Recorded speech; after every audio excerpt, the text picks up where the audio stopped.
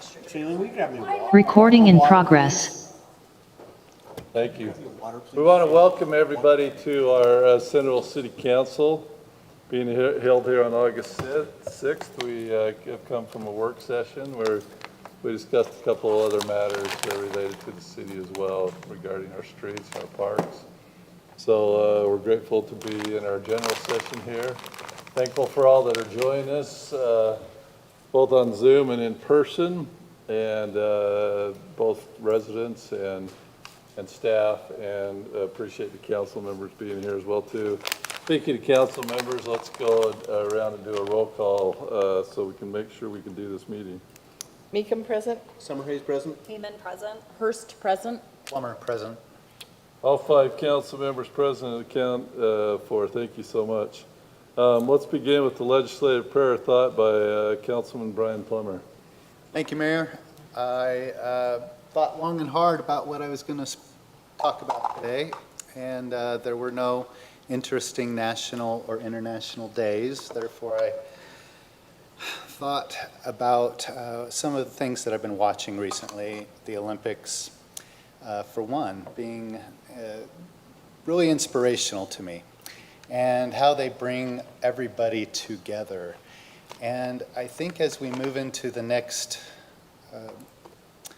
season, our autumn season, this being an election year, I think it's important for us to all remember the words of Maya Angelou. And I'm going to read her poem, Human Family, as my prayer and my thought. I note the obvious differences in the human family. Some of us are serious. Some thrive on comedy. Some declare their lives are lived as true profundity. And others claim they really live the real reality. The variety of our skin tones can confuse, bemuse delight. Brown and pink and beige and purple, tan and blue and white. I've sailed upon the 7 seas and stopped in every land. I've seen the wonders of the world, not yet one common man. I know 10,000 women called Jane and Mary Jane, but I've not seen any two who really were the same. Mirror twins are different, although their features jibe, and lovers think quite different thoughts while lying side by side. We love and lose in China, we weep on England's moors, and laugh and moan in Guinea and thrive on Spanish shores. We seek success in Finland and born and die in Maine. In minor ways we differ, in major we're the same. I note the obvious differences between each sort and type, but we are more alike, my friends, than we are unalike. We are more alike, my friends, than we are unalike. We are more alike, my friends, than we are unalike. Thank you, Councilman Plummer. If you'd all rise and repeat with me the Pledge of Allegiance. I pledge allegiance to the flag of the United States of America and to the republic for which it stands, one nation under God, indivisible, with liberty and justice for all.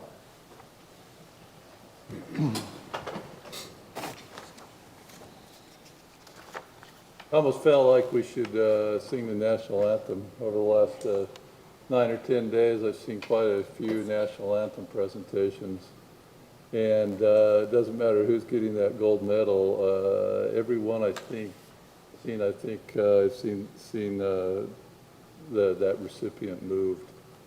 And Councilman Plummer touched on it as I watched Dwayne Wade having fun with Katie Ledecky's family last night. I thought, and researched their backgrounds, I thought they're not traditionally people that are hanging out with each other, but events like this bring us together, and our country needs things that bring us together. And so you could say what you want about sports, but it does bring you a certain sense of pride.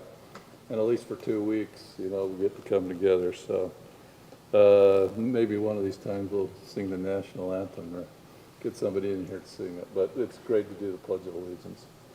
So now is the open session. The open session is a chance to comment things that might be on your mind. If you're so inclined to comment, just come to the pulpit and give us your name and where you're from. Try and keep your comments 2 or 3 minutes. Now, we do have one public hearing tonight. It's the public hearing regarding Parkstrip, street trees, sidewalk replacement program, and public utility easement ordinance. So you don't necessarily have to comment on that one because we'll have a time if you're going to comment on that one where we were specifically talking about that. So anything outside of that, please come to the pulpit. Keep your comments a couple, 3 minutes, and state where you're from and your name. So that's now available.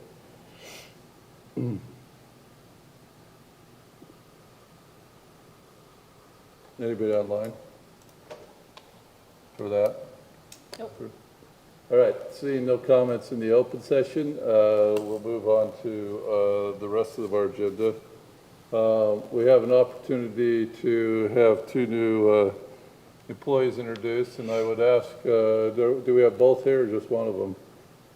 Just one. Okay, but the 2 mics, would you come up front and introduce your employees for us?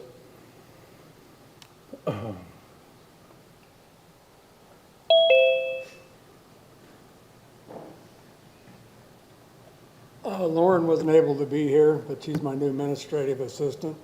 So she'd like to come next in 2 weeks, so we'll plan on that one. I'll defer to that point. All right, thanks.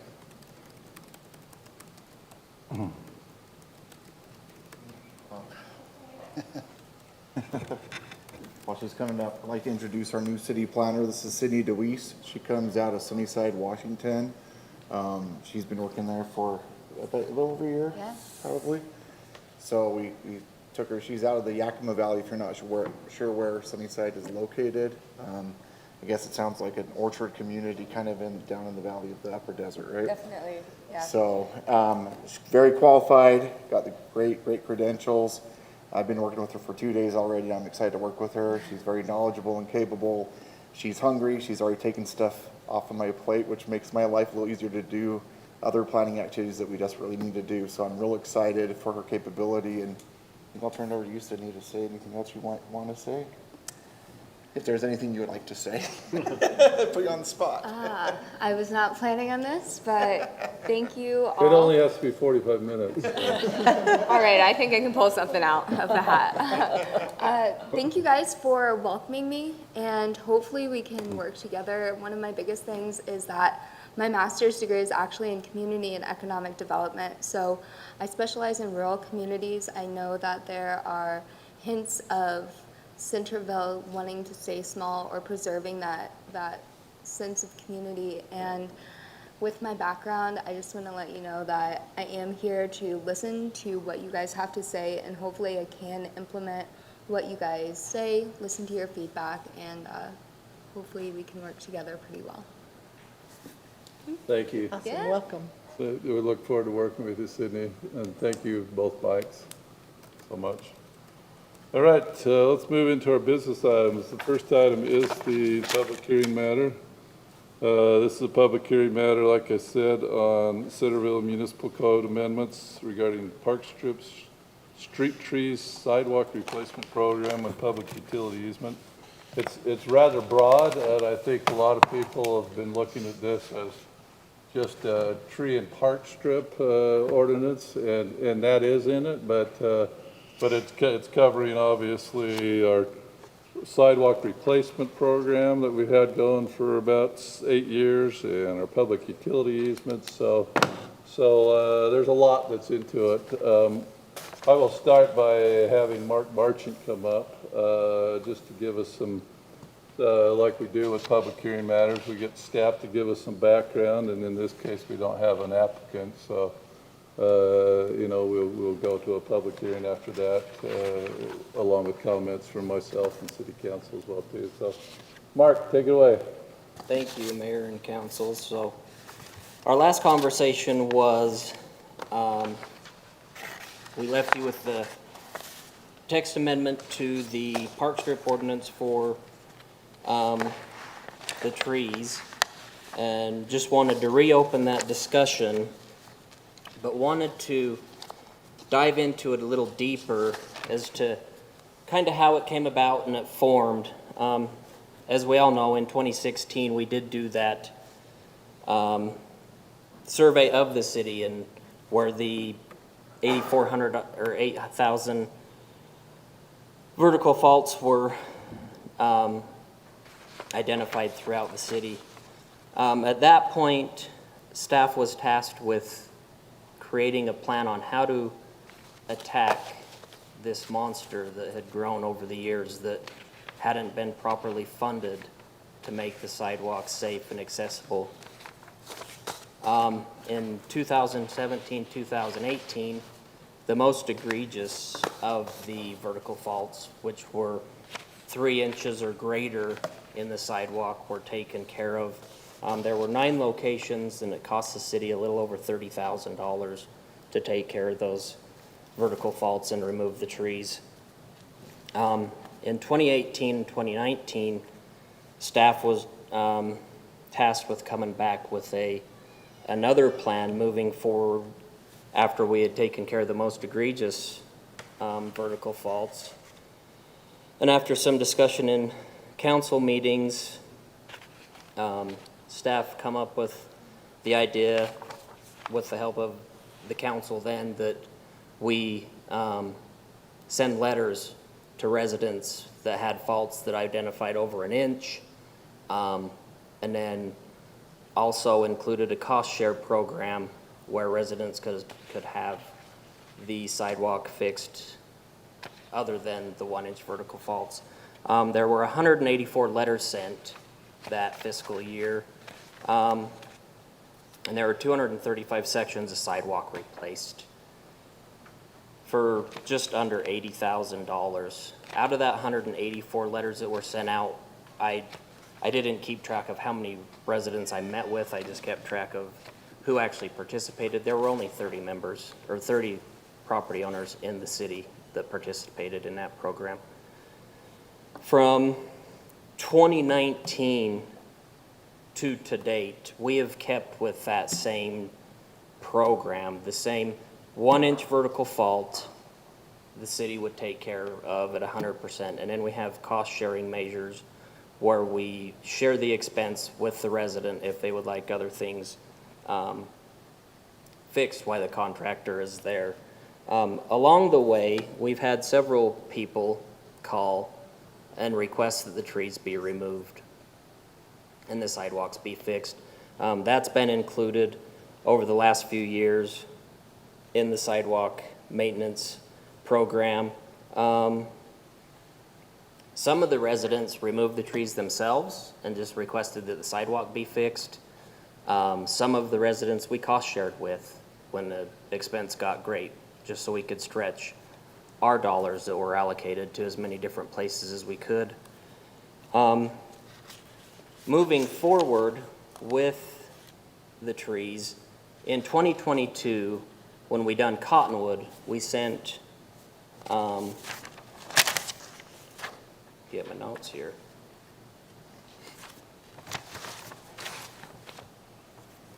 There were 8 homes on Cottonwood Drive, and we sent a letter that was we asked the residents to partner with the city to remove the trees from the Parkstrip on the road project. And if you wanted the trees removed, great. If not, we'd move forward with the project. 7 of the 8 people agreed to have the trees removed on the site, on the project, and the 1 tree still remains.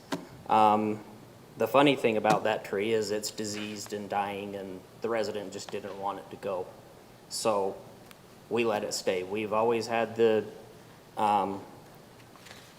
we've always had the direction that the trees are important to the residents, the trees are important to us, but how do we balance the cost of the trees with the value of the trees?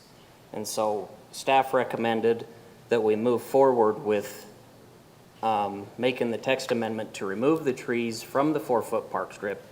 We've had conversations with the tree board. We've had conversations with council.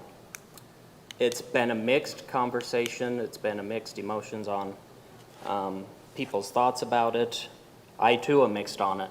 As a person, I appreciate the trees, and I love the trees, and I love the benefits of the trees. But as somebody that has to oversee and reduce liabilities for the city, I see this as the direction that we take going forward. Is it the best one? Maybe not. But moving forward, it's the most cost-effective one because it helps stop the bleeding on a problem we have that is out of control. I know that you guys were probably bombarded with all kinds of information from the last council meetings. There's the screenshot of the sidewalks, please. Which one? I have lots of attachments It's here. the sidewalk fault statistics. Oh, this one. Okay. So this is, so out of the little over 8,000 faults, this is, that original study is what we're looking at. Since 2017, we have repaired and replaced almost 2 miles of sidewalk throughout the city. Some of it was tree related, some of it was not. And I just lost my train of thought. Can I ask a question? You sure can. So I've noticed that there are areas where they've just shaved those faults, the gap, the part that's protruding up off. So it's level with the sidewalk that hasn't been thrust upwards. Is that something that's, we can continue doing? That is something that that has been part of this. And what is the something we cost do. comparison to taking that and shaving off that gap that comes up as opposed to replacing it? It's a smaller percentage, I don't have the exact numbers, but it is less than a full replacement and removal.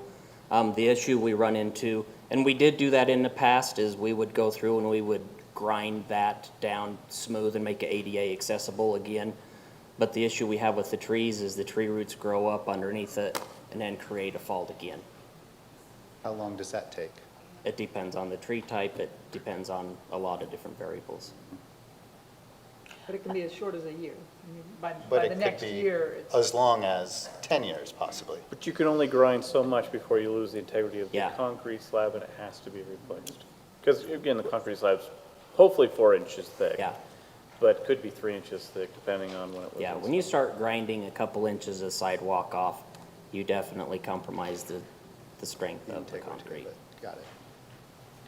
So, with that, should we open it up for questions, comments, thoughts? Mark, you gave us some statistics with regard to costs. So from 2016 to 2017, it cost us $30,000 to fix sidewalks. If I heard it right, from 2018 to 2019, it cost us $80,000. We look back over the last 4 or 5 years. Has that been on pace? Like, do you have statistics on how much is it currently costing us? So to deal so with from tree-related 2020 He had that number, to 2020, 24 is 395. 359,000 and some So change. that's 5 years worth, that's average, 79,109 per year. But is that all tree-related, or is some of it just due to settlement from other issues?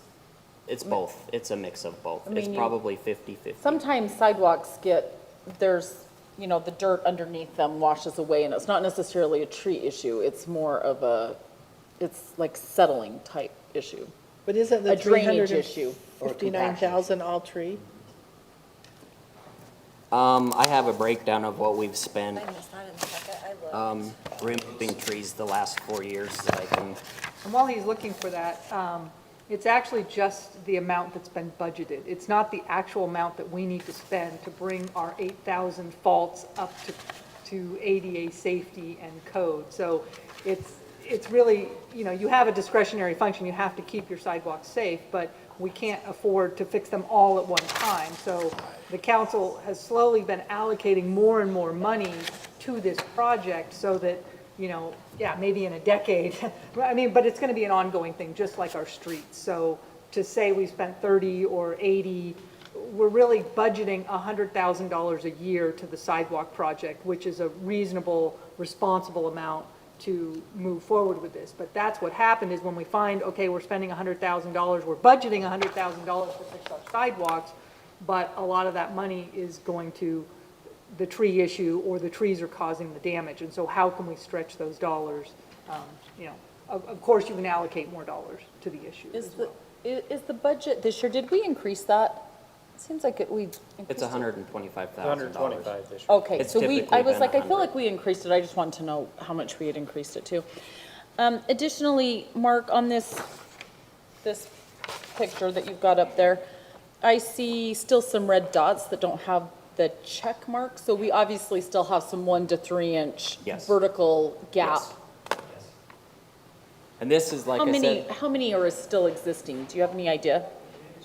248. it changes year But to right year now, because I mean, I know it changes from year to year, but do you know what there is this year? I don't, no.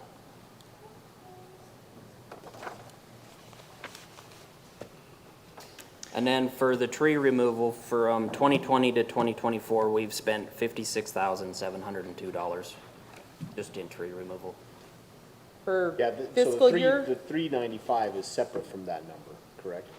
That, you would minus the 56,702 from the So it's 390. part So of it's it. part of it, 350, yeah. yes. And when you say 2024, are you referring to the calendar year? Calendar year. Okay, thank you.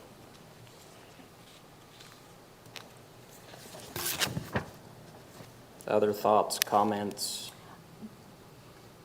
I do have a couple of things that I just did a couple of phone calls on that I'm happy to share, but I don't know if this is the appropriate time or if you want to do that. When you want to do it, I have comments to make, but I think That's in public. the audience is going to make some comments, so I'd like to give them as well. But Sure. if you have other things, but you're welcome to. But any more questions for Mark right now before our staff, before we hear from the public?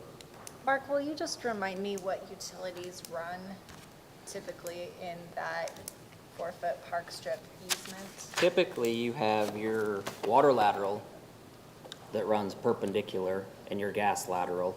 And then parallel, you'll have your gas main, you'll have your Comcast, you'll have CenturyLink.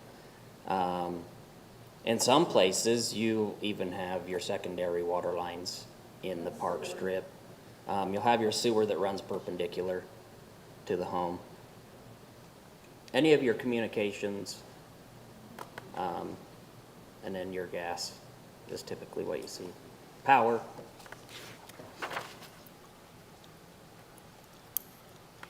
Thank you. And Mayor, if I could just make an introduction as well to the code text amendments that we have. So actually before you tonight are 3 proposed ordinance sections that we have been working on for quite some time, but essentially we're proposing to amend Title 11, Chapter 2 regarding park strips. And in that ordinance, the proposal as proposed, and we've taken this, we've provided this history of how long we've been dealing with this, and sort of the ordinance amendments probably came about, I mean, we've probably been working on them since 2019, but we have discussed these with the city council and taken them a couple times to the tree board. But right now, the draft is proposing that trees not be allowed in the 4-foot park strip. But if you have, or anything actually less than 6 feet.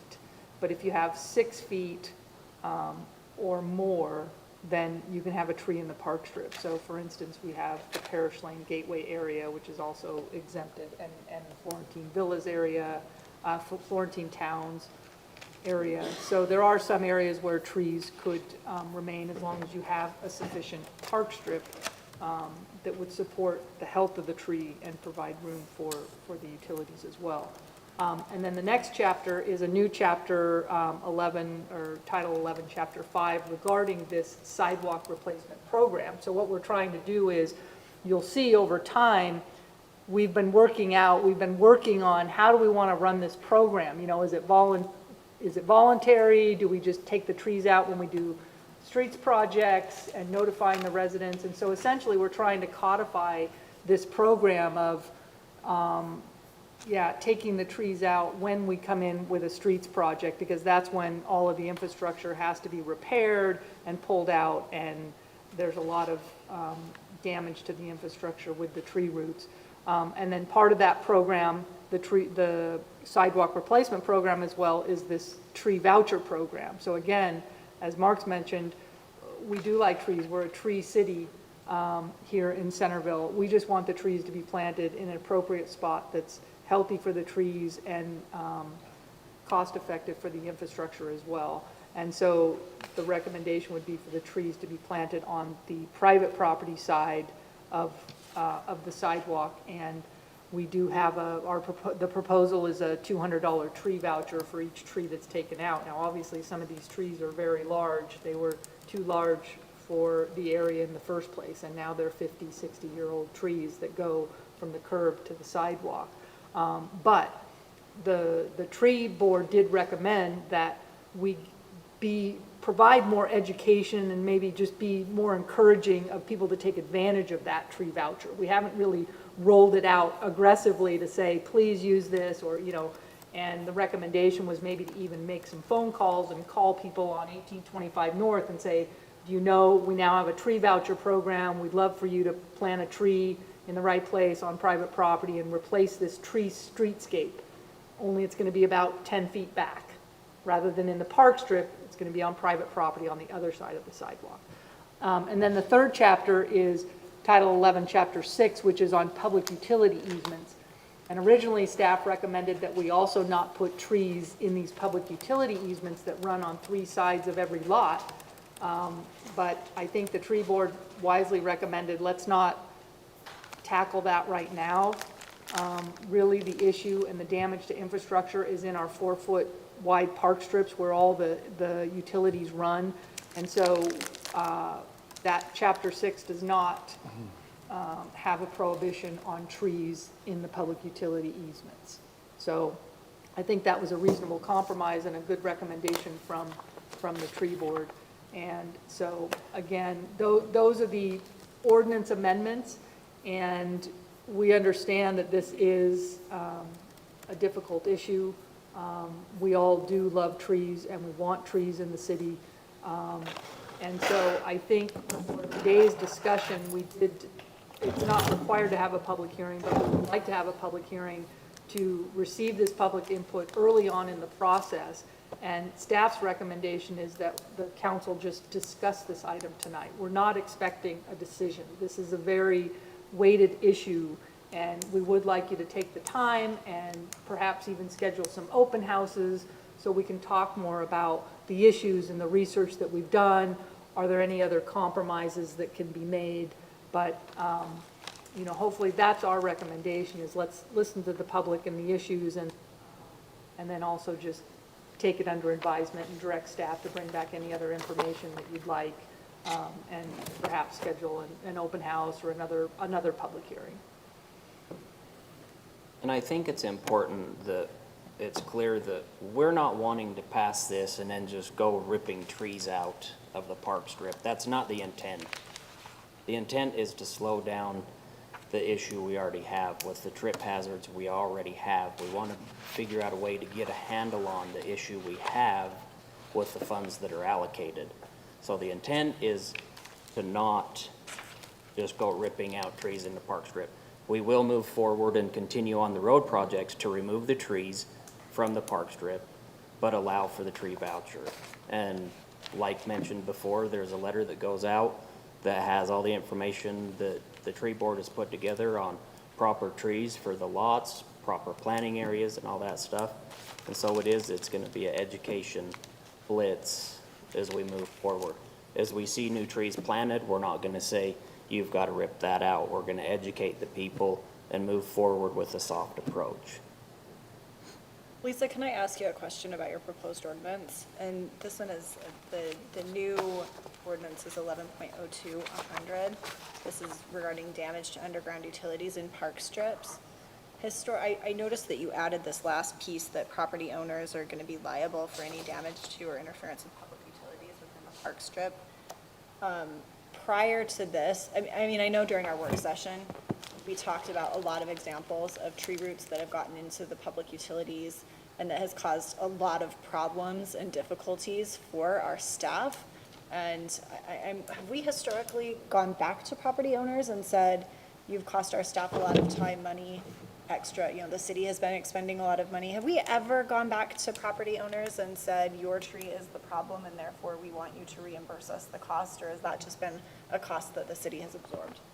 I think historically, or at least the last decade, the city has not tried to seek reimbursement from the property owners, and a cost that the city has incurred.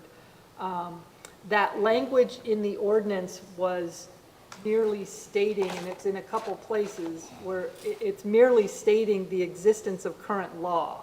So we were trying to educate the public to say, hey, word to the wise, you could be responsible if you put a tree too close even to your neighbor's retaining wall or to public property. If your tree, if you negligently plant your tree too close to infrastructure and you cause damage, or you don't properly maintain your tree, you could be liable. And so we're not creating liability by placing a sentence in the ordinance. We're merely reflecting current law that puts that responsibility and potential liability on the property owner. And the intent of that language, as I said, is to encourage them to place them back so that, and to cooperate with the city, because we are, in my opinion, Centerville is being very cooperative and generous with property owners. It's not something we want to do is, go after the residents for damaging our infrastructure. But as Mark's mentioned, we have so many problems throughout the city that the city can no longer bear that burden alone. I appreciate that clarification. Thank you. Thanks, Mark, thanks, Lisa. So I'm glad to hear staff suggest that we don't necessarily pass the ordinance tonight or refuse the ordinance tonight or reject it, that we have discussion on it, but that's going to be up to you, council. That's my feeling as well, too. In fact, over the weekend, I thought, let's just pull this thing from the agenda. But then I thought, no, I like the public hearing aspect of it. As our city attorney said, Lisa, we don't have to have a public hearing on this, but we do want to hear what you have to say. So I think some of you are here to comment on that, unless you came to see other things later in the meeting, but I doubt it. So as you come up, give us your name and where you're from, and we're gonna gather all your thoughts, and then we'll respond to them as best as we can. But and then I'm sure council will all have input, and I will have input as well, make as well too. But let's give the public a chance. So this is a public hearing matter on the Centerville Municipal Code amendments that we just talked about. So just come up and state your name and where you're from. And so the public hearing is now open regarding this ordinance 2024-12.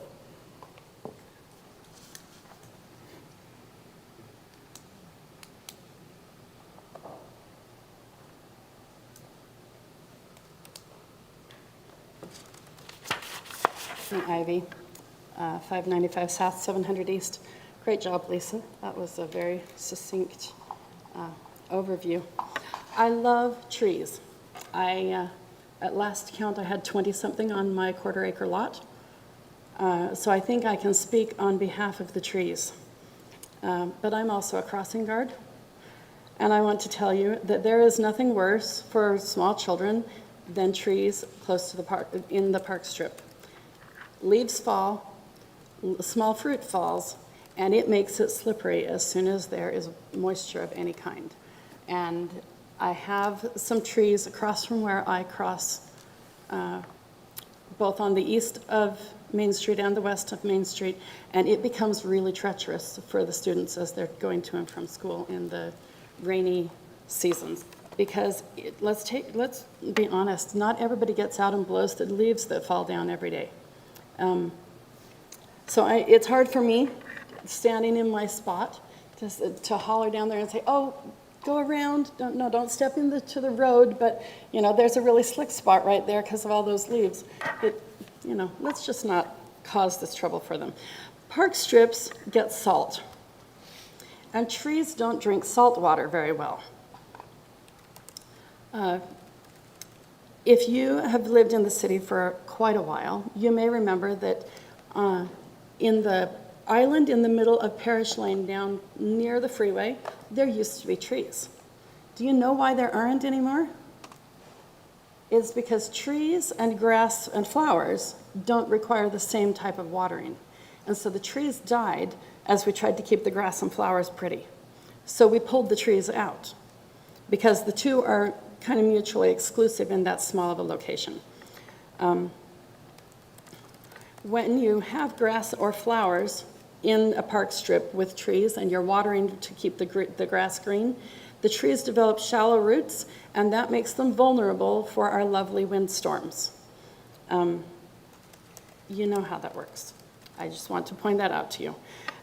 Trees that are small enough to live comfortably in a 4-foot park strip are also usually the shorter trees, and they look really stupid when they get trimmed up so that bicycle riders can ride underneath. And our ordinance does require that the trees are up high enough that bikes can go underneath. It also causes trouble for both the mail trucks that have mirrors on the side and our snow plows. And I don't know the current stats on what we're paying on replacing snowplow mirrors that have come off because of trees hanging over, but it's costly, and it doesn't have to be that way. I love my city, I love having it green, but I don't want to pay more in taxes so that I can pay for replacement of mirrors on the snowplow because somebody wanted to plant a tree that then a bicycle rider can't ride underneath and a school child is going to trip because of.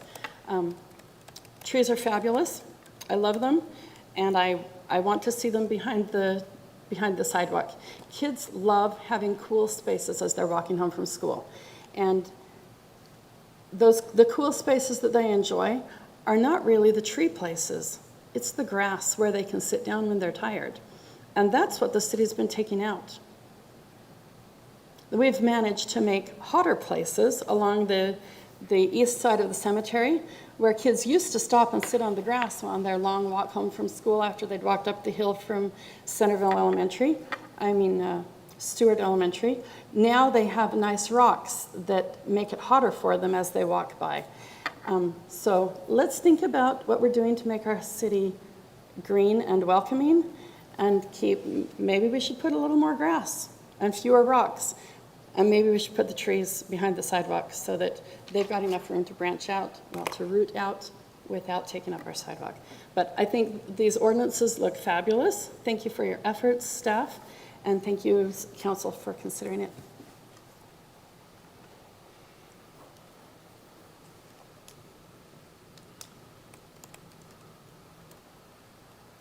My name is Elisa Ray.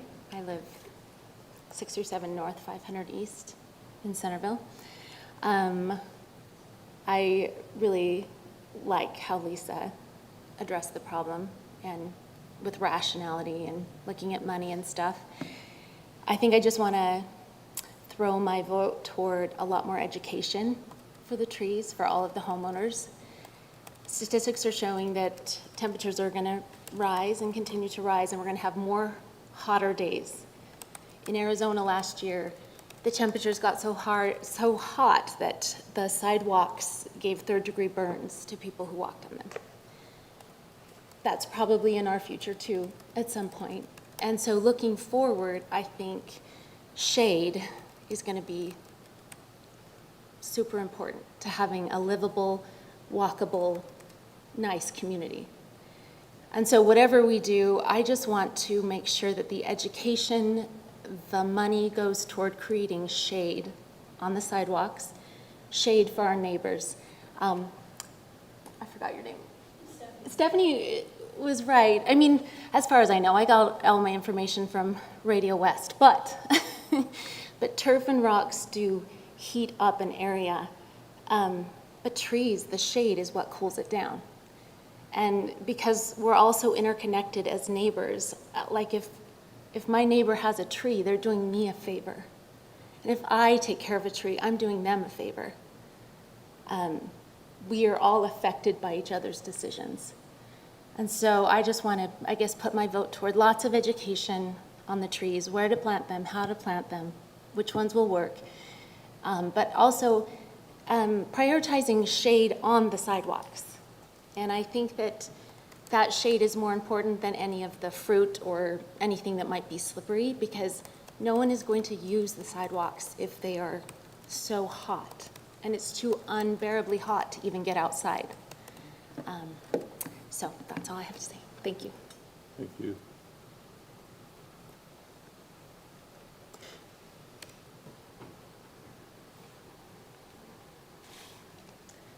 Hi, my name is Jacqueline Black. I live on 1900 North and 50 East, so northeast Centerville. My question is, I guess I'm looking for a little bit of clarification, because as I've heard some of the discussion around this issue the last couple of months and the way it's been explained to me, I'm not sure if I as a citizen, or a lot of us as citizens, are totally clear on one aspect, and that is, you tell me if this is correct or not, but the city is planning on, with this ordinance moving forward, anytime there is a city works project on somebody's residence, if there's trees there, whether the tree is a problem or not, it would be removed because it could potentially be a problem. And I think that's where a lot of the controversy is. So is that correct or not? Would the city be removing trees without the owner's permission, if it could potentially be a problem? Or is it only trees that are currently causing problems? We typically answer the questions at the end, so we'll take note of that. And then we'll answer it at that time. Okay. If that is the case, then I think that's where the controversy lies, is for many citizens, is that if we're just going to look to and we totally understand the need to be efficient, and that trees do cause problems in utilities. But for most of us, the value of our trees far outweighs the money that would be saved in preemptively removing trees to prevent future problems. And I'm sure I don't have to tell you, as members of this council, I'm sure you've all done your homework, all the benefits that trees bring, not only socially and emotionally, but property ownership and value-wise to our city. Probably most of these people here are here because they came to Centerville because of the beautiful tree city that is, because of our claim, which we should honor and we should uphold. And so I think that's the key aspect there, is that citizens, we understand these things have to happen, that we have to take out some trees. I don't think most of us have any beef with the ordinance going forward that, within a 4-foot parking strip, that there should be smaller trees or no trees. It's just the matter of, are you going to come and remove my tree without my permission or without my say, to save the city money when this tree brings so much value otherwise? And so that's my comment. Thank you. Thank you.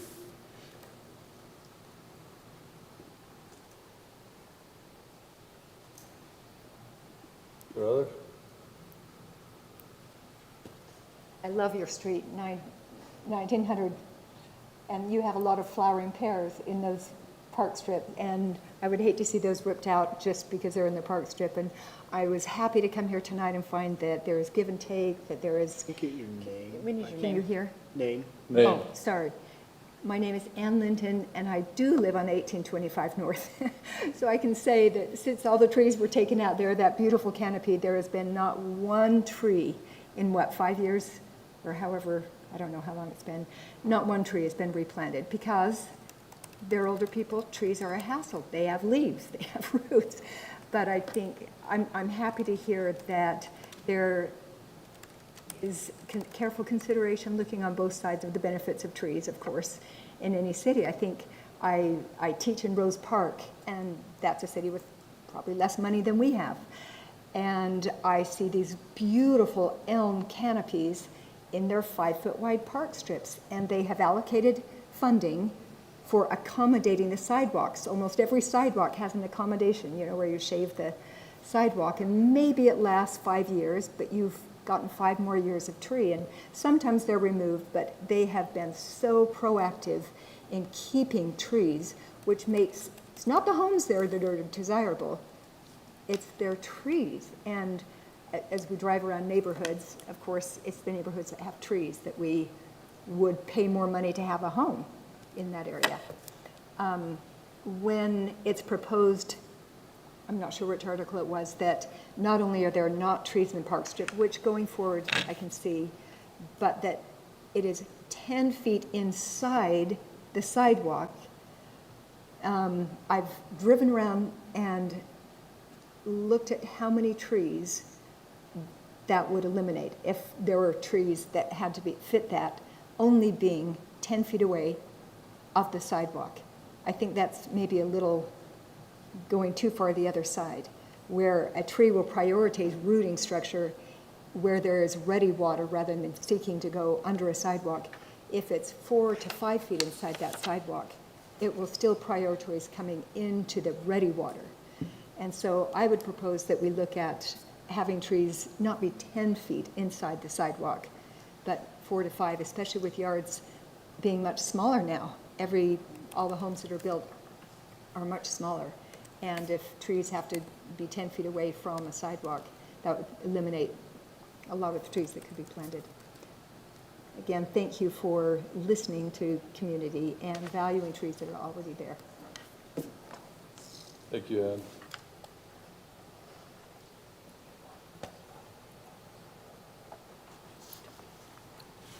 My name is Joy Chambers. I live on 1975 North on the east side. And I think there's been some really good things that have been brought up. I appreciate Lisa bringing up that the consideration of encouraging tree vouchers.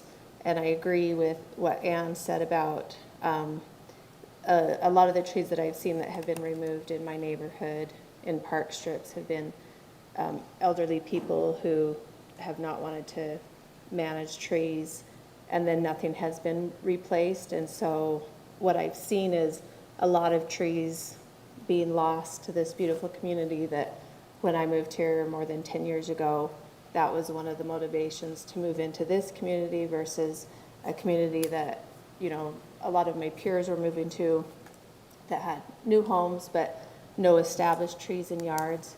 That was one of my motivations here. 1825 was a beautiful street that really was beautiful to me. And what I just have observed is trees going and not being replaced. And that, to me, feels very devastating. And I think one of the things that Mark mentioned that, that he brought up is this may not be the best decision, but it is the most cost effective. And I think for us to think about our community and really what long-term, like how do we want to have this community long-term cost effective, is that really what we want to consider as our top priority, being cost effective? You know, when I think of, and I've brought this up before, but when I think of children, children require time and effort and work and insurance, but it doesn't mean we don't have children, because the benefit of children is so great. And to me, I consider trees a similar thing. The benefit of trees is worth the cost and effort. I have trees that I take care of, and I have elderly neighbors who have removed their trees, but they talk about, oh, the shade that you have in your tree. And I have children who walk, and they do not stop in the sun of the grass. They stop in the shade of my trees. And when I go for walks, I really appreciate the shady sidewalks. And I think the point that was brought up, that our temperatures are rising and shade is so valuable and important. It cools my house. My trees cool my house. They cool the sidewalk. It provides beauty for the community. I think these things are so important to consider, and not just the cost of it. And for me, I would encourage you to consider that when you consider these things. I appreciate your time. Thanks, Joy.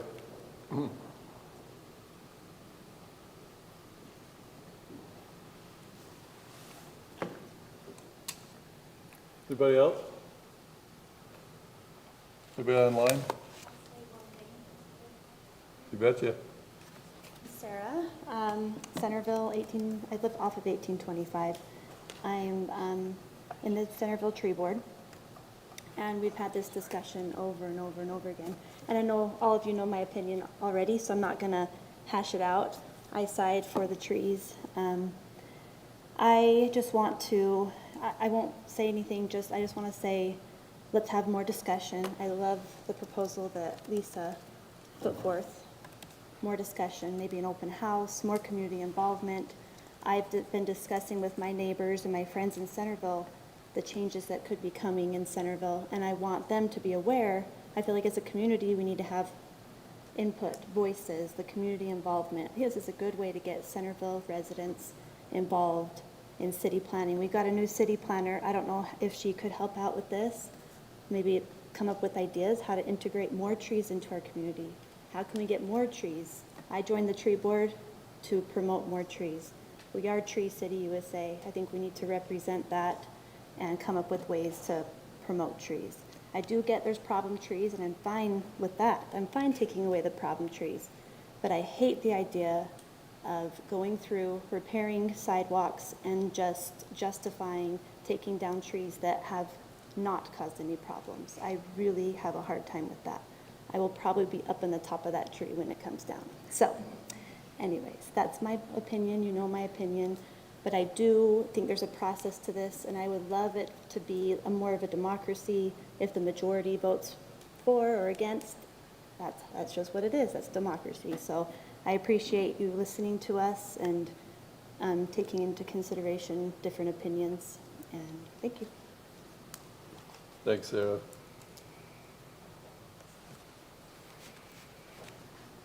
It's going. Good. Mark Alsop, I'm on 1900 North. Banded a few of us together here, so appreciate your time. I just have 3 questions, and so I guess I'll propose them here, and then you guys can answer them at the appropriate time. Just wondering if there's an appeal process, so if there's a way that we could kind of voice our concern for a particular tree, if someone's tied to a particular tree. Also, I don't know what the ordinance is about how far back on private property the new tree would need to be planted. That like stated, sun on the cement can create a lot of heat. Just wondering how far back that would need to be. And then how many trees from the initial review would be removed. I'm not sure if that's been discussed or not, but I think 3 good questions that would give us a little bit more peace of mind in the community. So thank you. Thank you, Mark.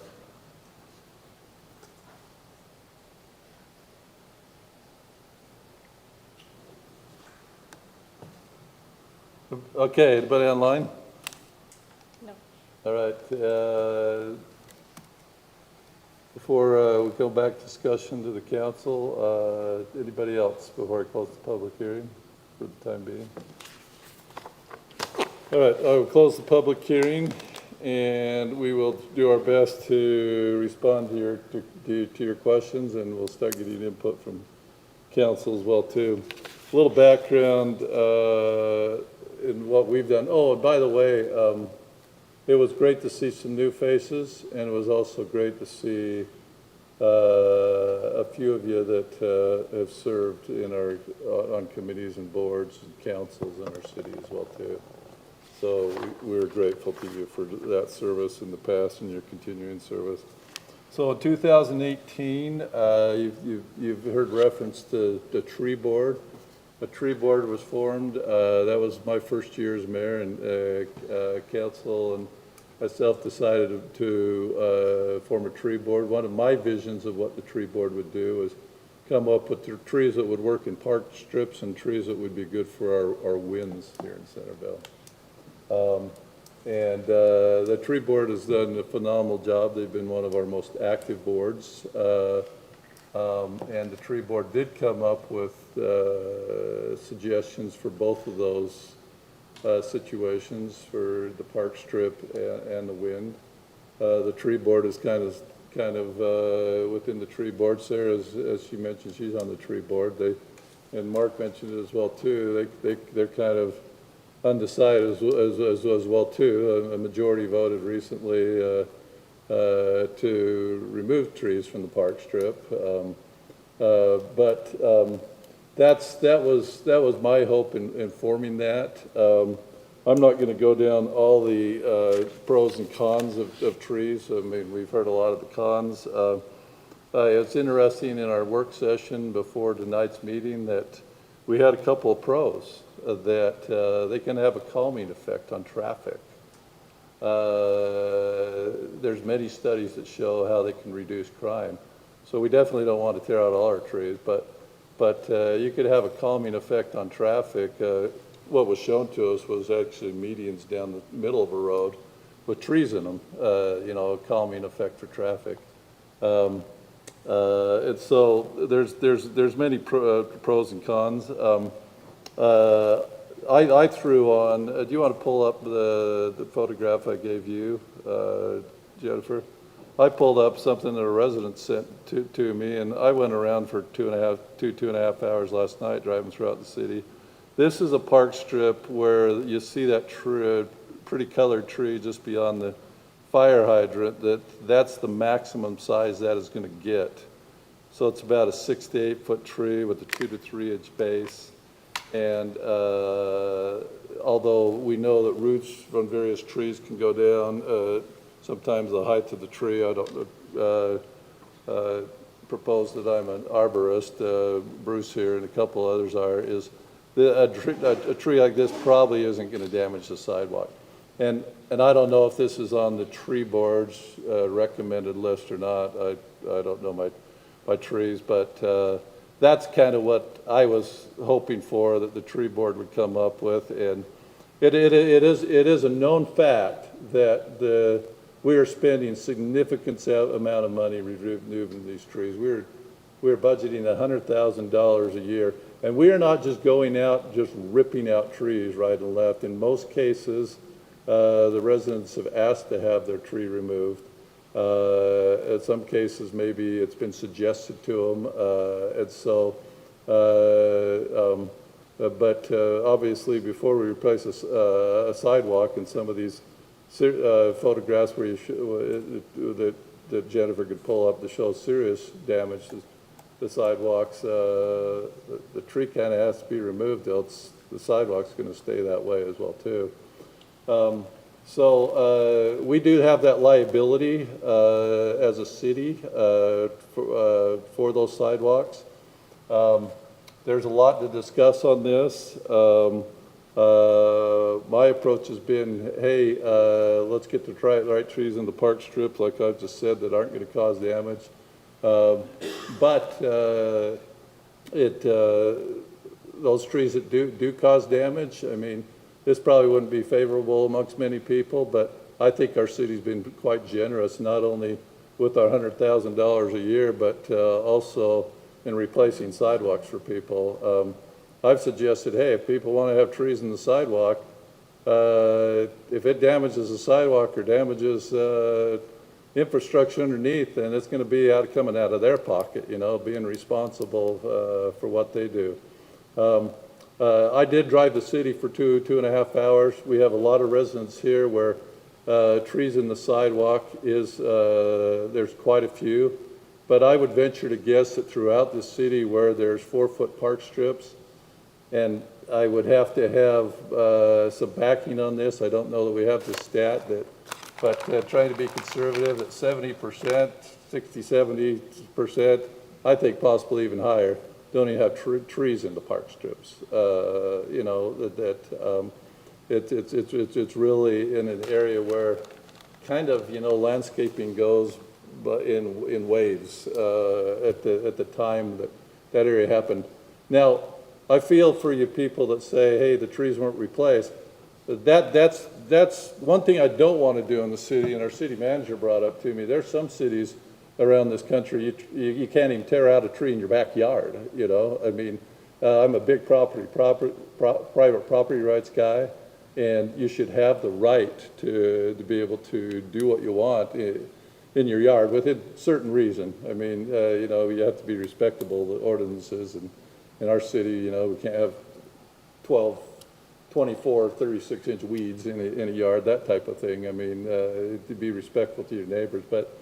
But so when those trees haven't gone back in, they weren't, at that point in time, they weren't told by the city they couldn't put trees back in. But they didn't want them anymore. They didn't want trees there. So that was their decision. Now, I'm trying to answer some of your questions. And I will be, because this is open to discussion, and you've heard that, you know, maybe we should discuss this over a period of a few days and weeks. But my understanding is if the ordinance says it is passed now, that no, we're not going around the city and ripping out trees. It's just planting trees in the future in 4-foot park strips would not be allowed. I mean, correct me if I'm wrong, but so that's. Comment on that. So the proposal is that when we go in with a streets project, so we have a methodical way of going around and overlaying our streets or doing a complete street reconstruction, and we usually go in and redo the curb and gutter and other things like that. So with those projects where we do a few streets a year, we have been over the past few years contacting the residents, so we just don't go in and do it. We notify them and say, we will be removing these trees as part of this project, and notifying them of the voucher program. Right now, the proposal, it's not in the ordinance in this sort of detail, but the way we've been implementing this program is that all of the trees do come out with those sidewalks, with the street overlay project. But as the mayor's saying, we're not going out and looking for other areas unless it's dangerous, or, you know, there's a water break and we've got to get into the water line, or it's too close to a water meter. Some of those safety issues the city might. The way the ordinance is drafted is that the city can, you know, go and do this as needed, but it also has language in there multiple times that it's not our intent to go out and take all the trees out. We've seen that play out in Lehigh, and it was not the appropriate approach. And that's not the approach we want to take in Centerville. That's not the approach staff is recommending. We're just recommending, but to be clear, it would be taking out all the trees in that area, replanting the trees behind the sidewalk. Originally in the ordinance, we did have that the tree needed to be planted 10 feet back of sidewalk, because that first 10 feet back of sidewalk is subject to a public utility easement. So when our park strips get too crowded, well, when our streets get too crowded with infrastructure, we put it in the park strips. When the park strips get too crowded, we even have this extra space, and some cities are now putting their infrastructure in that extra space behind the sidewalk. A lot of the, some of the gas and electric in my neighborhood run on the private property side of the sidewalk. But the tree board recommendation was same as the public comment tonight. Wait a minute, that, you know, you're just pushing the tree away. You're not going to be providing the shade for the sidewalk, and our yards are getting smaller and smaller. And so we actually took out that mandatory language, so there's no requirement on the backside on private property, but you're strongly encouraged to take a look at our website where the tree board has tree planting recommendations, and so we'll encourage that it be at least 5 feet back, because we don't want to create the same problem that we're avoiding on this side, on the other side of the sidewalk, but there's more room on the other side because you have an entire yard, whereas if you put it in a 4-foot park strip, the tree is gonna run up under the side, the roots are gonna go under the sidewalk because there's very little place to go under the street. But in a, you know, if you at least plant it 5 feet back of sidewalk, it'll have that entire yard. So I think those were the two questions from Jacqueline White, I think, that had asked, what is it? Jack and black. Black. It's all black and white. Jack Black.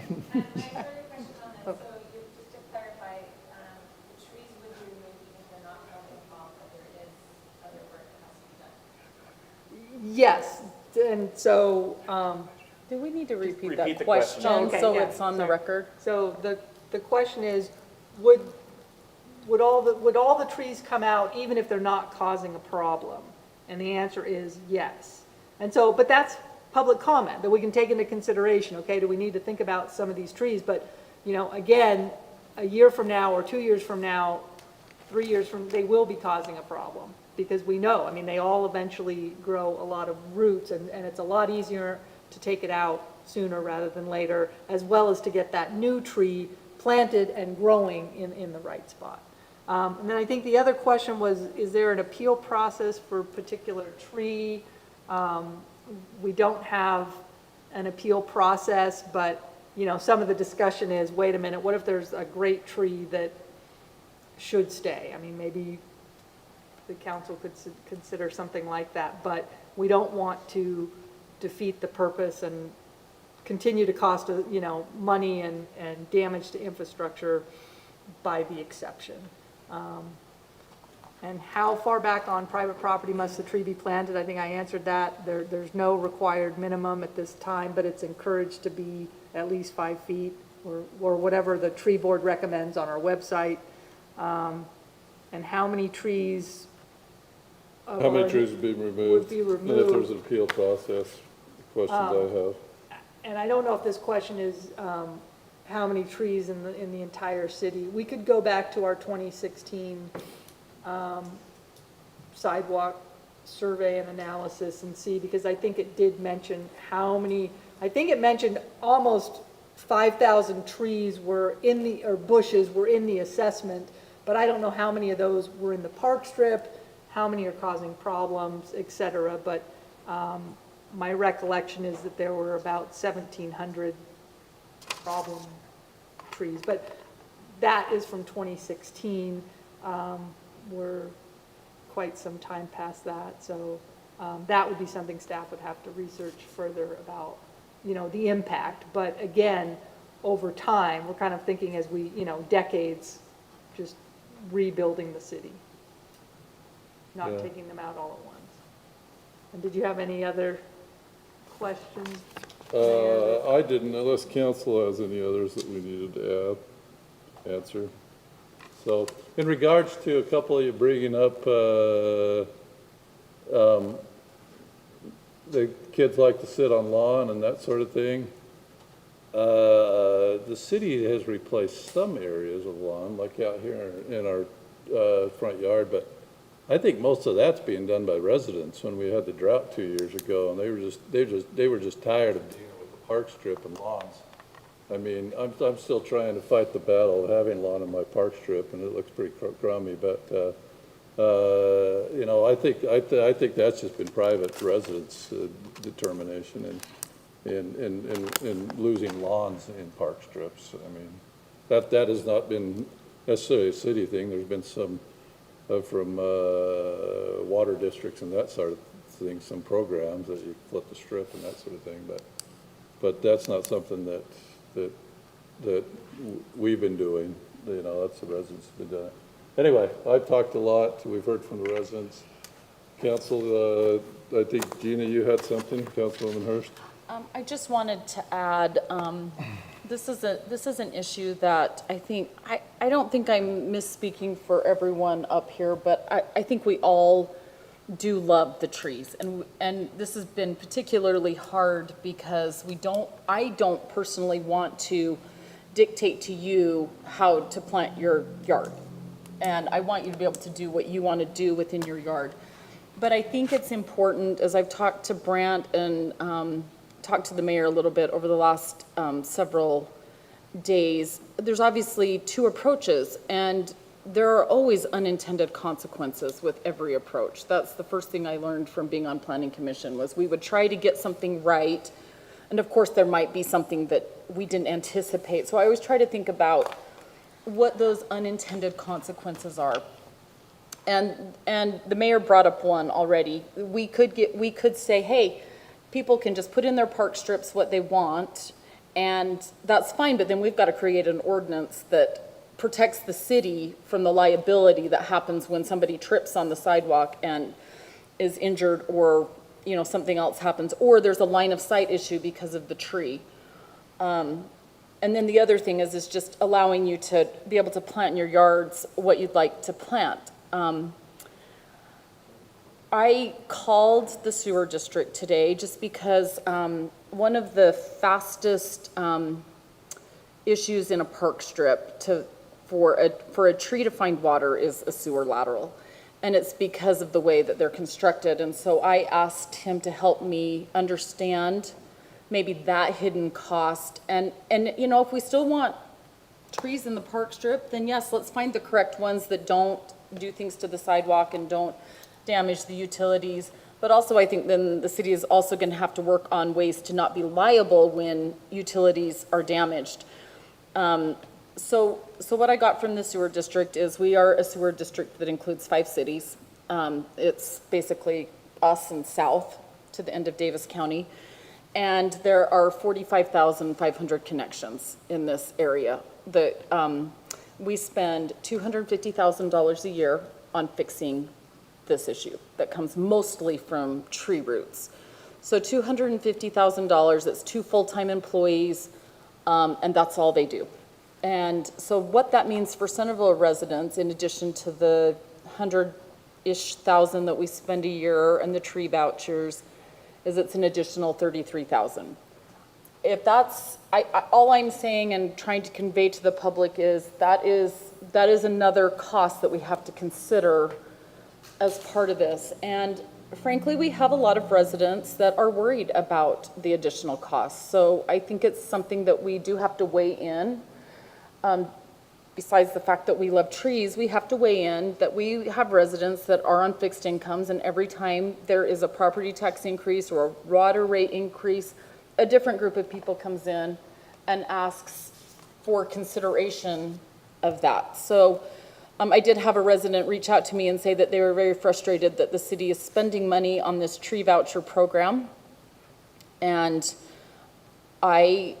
to that I say, well, we're also spending some additional funds. The tree voucher program, Brant told me that of the 12 trees removed, was this in the last year, Brant? It was last year's. Last year, there were 12 trees removed, 8 took advantage of the voucher. In my mind, that is money well spent, because the long haul aspect is that we will have less problems down the road, and it also creates an educational opportunity. I have really been on the fence with this one. I had someone text me beforehand and I said I could go either way. I just am saying that whatever gets decided, we have to have ordinances that protect the liability of the city, because ultimately that's protecting us as homeowners too on what we're going to be paying. So with that said, I think that was my biggest thing that I wanted to talk about.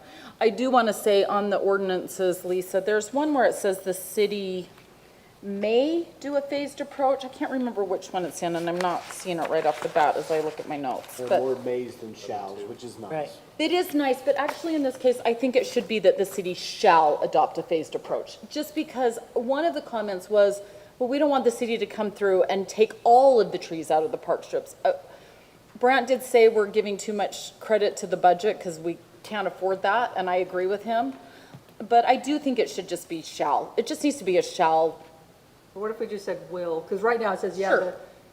the city does not intend to take out or require the removal of all trees in the park strip at once, but may do so in a phased approach in conjunction with ongoing street projects and/or on a case-by-case basis as deemed necessary in accordance with our sidewalk replacement program. But, so we could say, you know, will, because shall did sound a little awkward. And so I think based Okay. upon the tree board recommendation, we changed the shall to may, but we could just say, the city will do so in a phased approach, because we don't have the money to go out and take, so we're not binding the city too much, because we can only spend so much each year on our streets, our sidewalks, and trees. But I do think for those that are really concerned about losing the trees, I think there is some peace and comfort in will phase it. And I think we do need to also really, really bump up whatever efforts we can do to educate people, because frankly, 67% took advantage of the voucher. That's sad to me.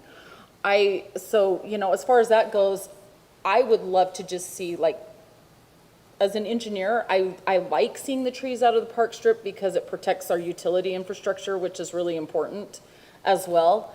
But I would love to see, that just gets replaced on the back of sidewalk instead of the front. So those are my opinions and thoughts.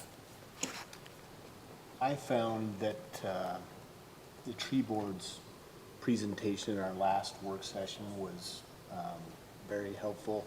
I think educationally, first and foremost, we need to remember that park strips and frankly sidewalks are not our property.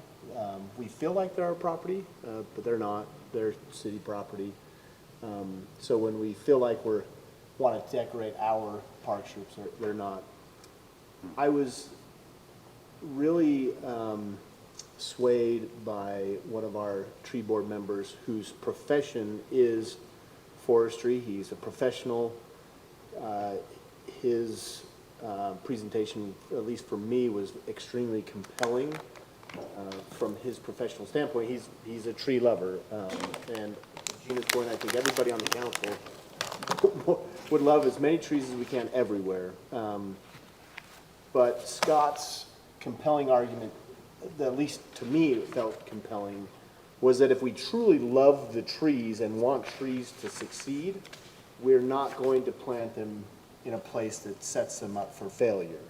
So a park strip, a small park strip particularly, is bounded by road base, gravel, curb gutter, sidewalk, hard surfaces where a tree is not going to thrive. It's prone to disease, it's prone to trying to reach and find water at other places. So we get into this, we know what the issues are, but we're setting those trees up for failure as opposed to planting them elsewhere in our yard and trying to maybe create shade in our yard near a sidewalk as best as we can, but not in the public utility easement. I think cost is an issue, but that's the intangible, right? Are we willing to eat some of those costs because we really love trees, right?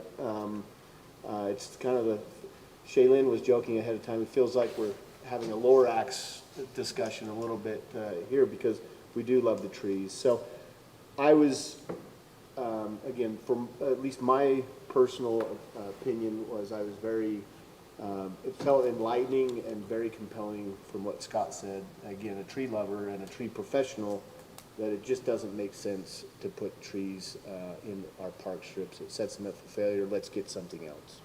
And I thought Scott did a very good presentation, and he's very knowledgeable. Scott's been such a big assistance to us as a city. And I'm not an arborist, so I can't refute the professional. It's, I wouldn't want him to challenge me, but there's obviously trees, and I'm not saying that we should have these necessarily, but there's obviously trees that can succeed just fine in park strips, but it could be at the expense of infrastructure. I mean, look at Farmington's Main Street, look at the Harbor Jail area, you're talking 100-year-old trees. So they seem to be able to handle and live in park strips okay. That's true, but they're 12-foot park strips up in Farmington. Right, yeah, but I'm saying that he was saying that they shouldn't be in park strips at all, and he was very eloquent in what he said, but it's proven that they can be successful. Right. And in my mind, if I could envision like the perfect Centerville, it would be that we all had sidewalks, we all had park strips, and in those park strips we had this amazing, natural, drought-tolerant, native landscape in our park strips. That, to me, some people may disagree, but that would find that balance between the aesthetic that we really want and maintaining infrastructure, liability, safety, et cetera. So I've been on the city council forever. I've been doing this tree thing since 2016. I was here when they did the study. And to begin with, I was like, you're not going to touch the trees in the park strip. And if you know me, I can get on my soapbox pretty well, and I did that for a while. After being educated for over 8 years on this subject in many, many meetings, I've gotten a little softer. There's not anybody that's a more tree lover than me. I have one in my backyard that my poor husband has probably spent thousands of hours trying to save, and we're not really sure whether it's going to be saved or not, but there's nobody that loves their trees any more than I do. And I was born and raised here in Centerville with all the trees, climbed all the trees.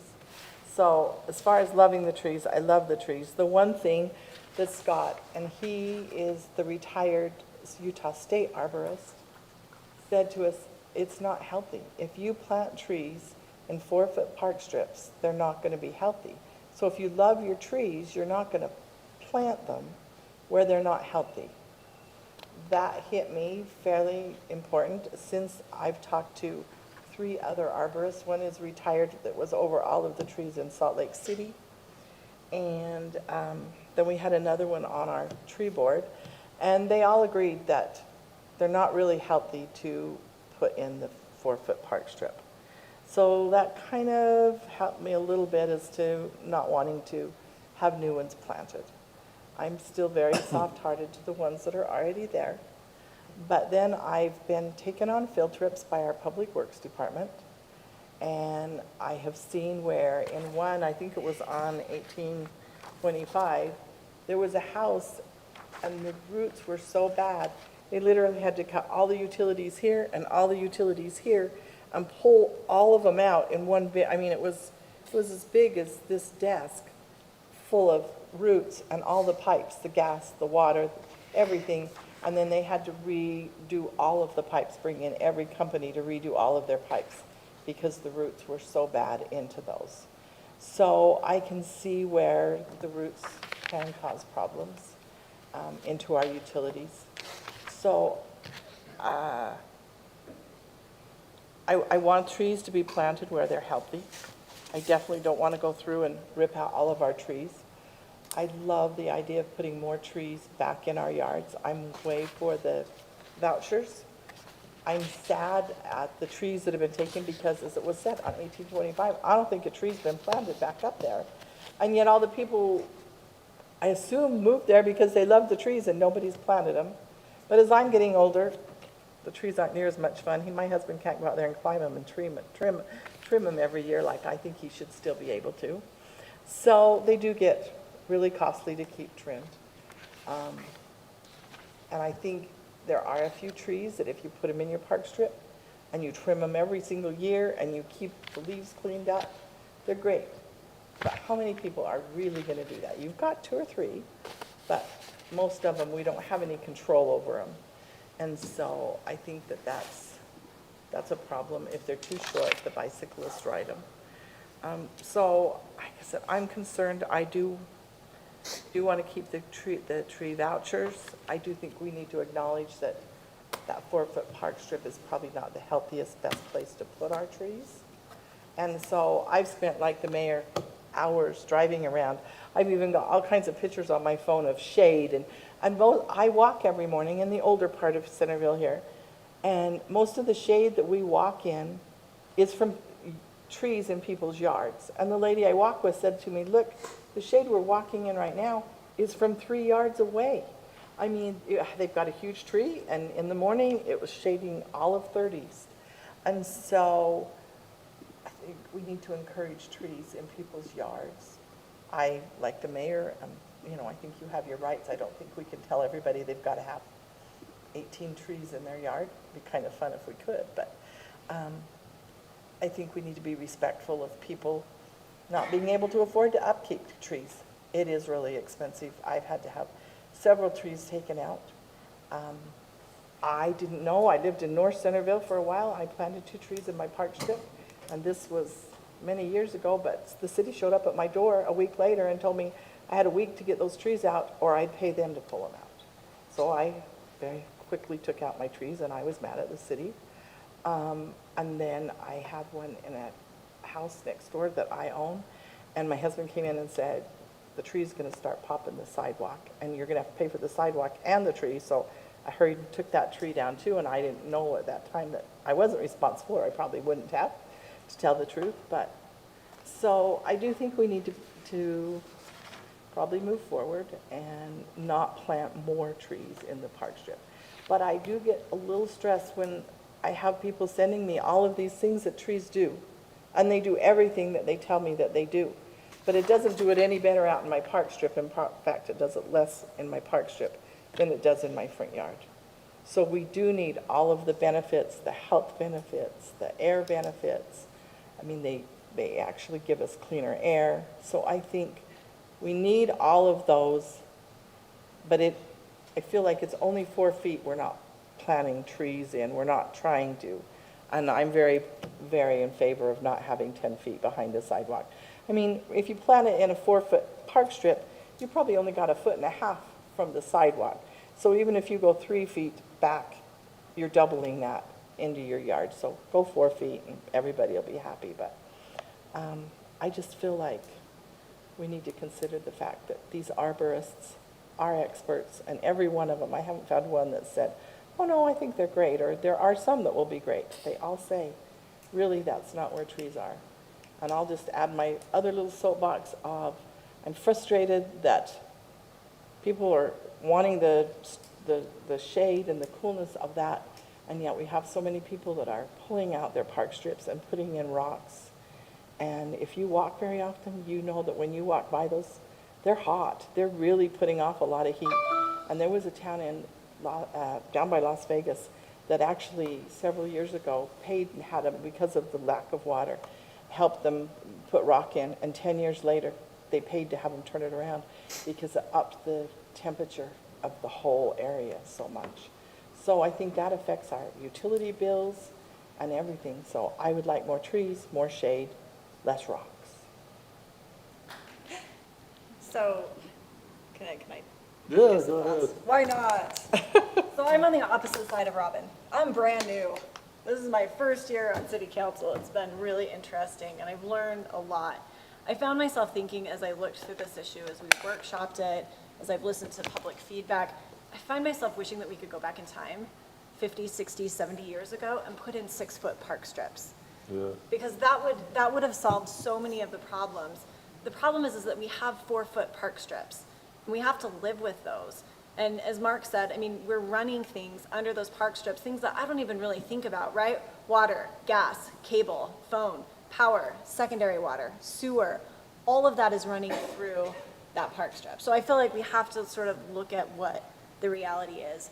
I will tell you, when we were doing our work session on this, I found myself kind of crystallizing this, and I don't know that this is necessarily right or wrong, but I kind of found myself, as I was thinking through this process, I thought, well, does this all just come down to a question of cost?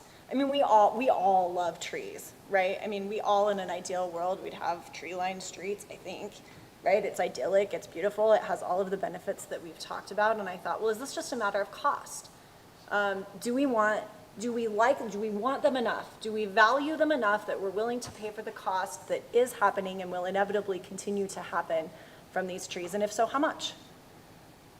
It goes to questions that are raised. We heard public comment about it. Stephanie raised it. I appreciate the comments. Gina raised it.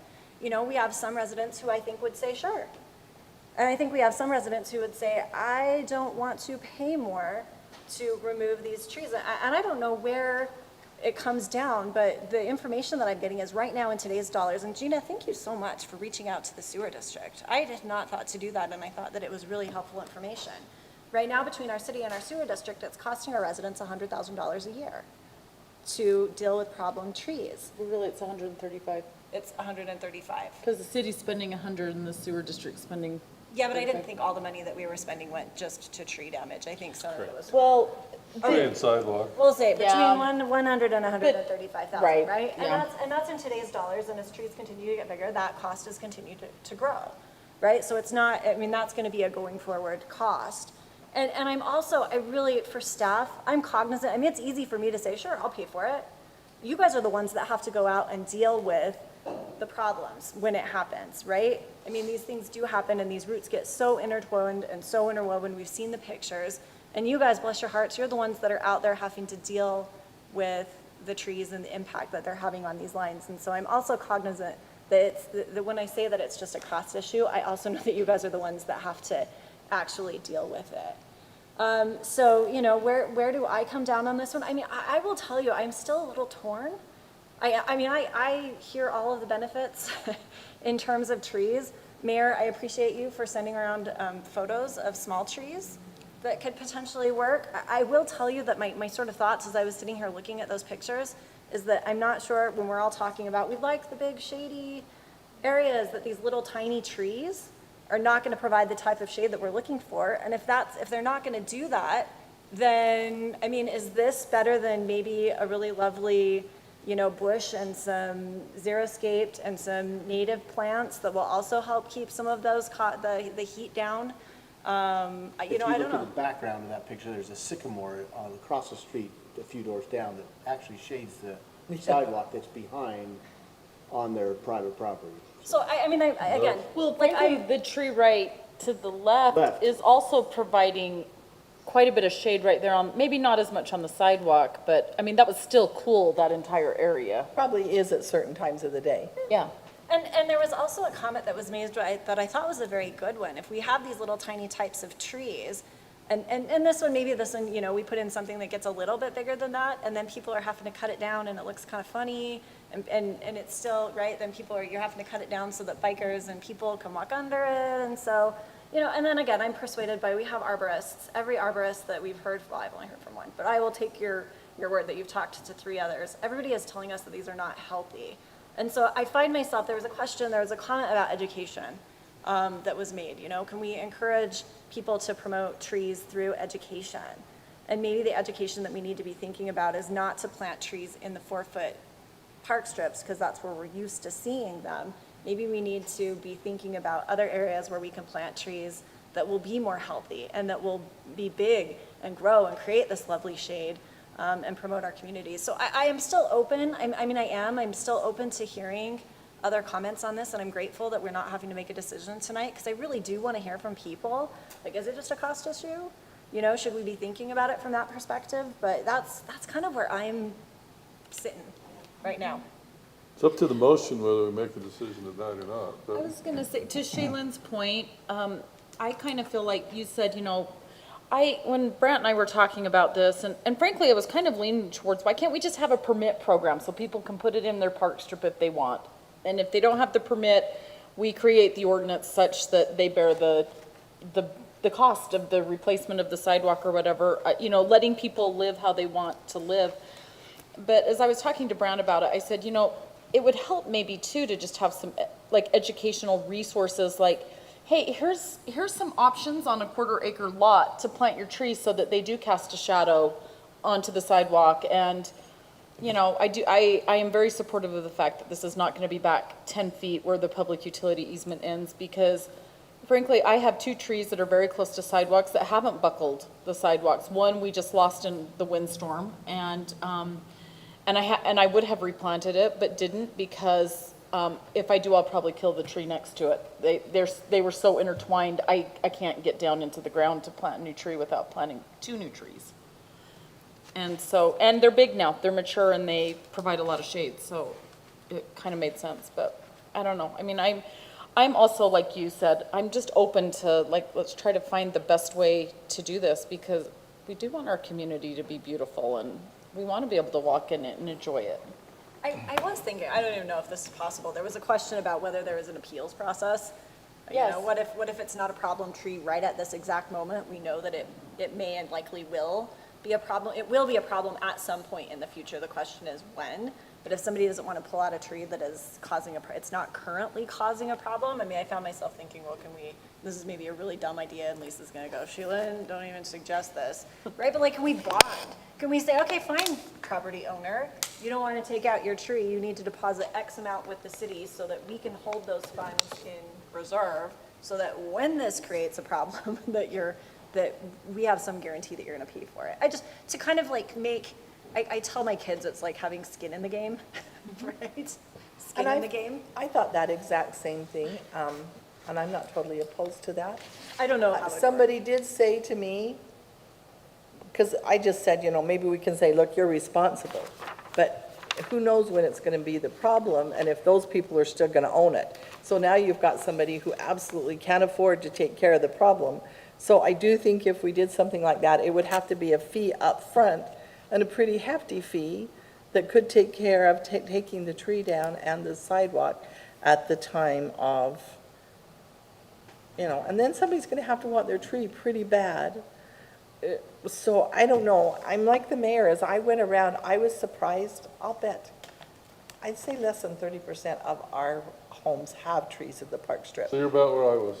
Yeah, on it, yeah. So I talked to Gina earlier. I said 20 to 30%, and I think it's probably even closer to 20% of the people have them.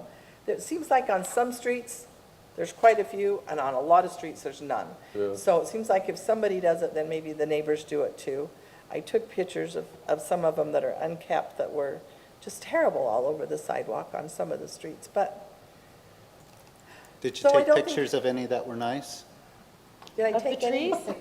You know what, I frankly saw tons of trees that, mature trees that have not buckled the sidewalk, but interestingly enough, go take a drive past McDonald's. They have trees on the back of the sidewalk and in the park strip, and most of those trees did not buckle the sidewalk, and they're all the same, but one did.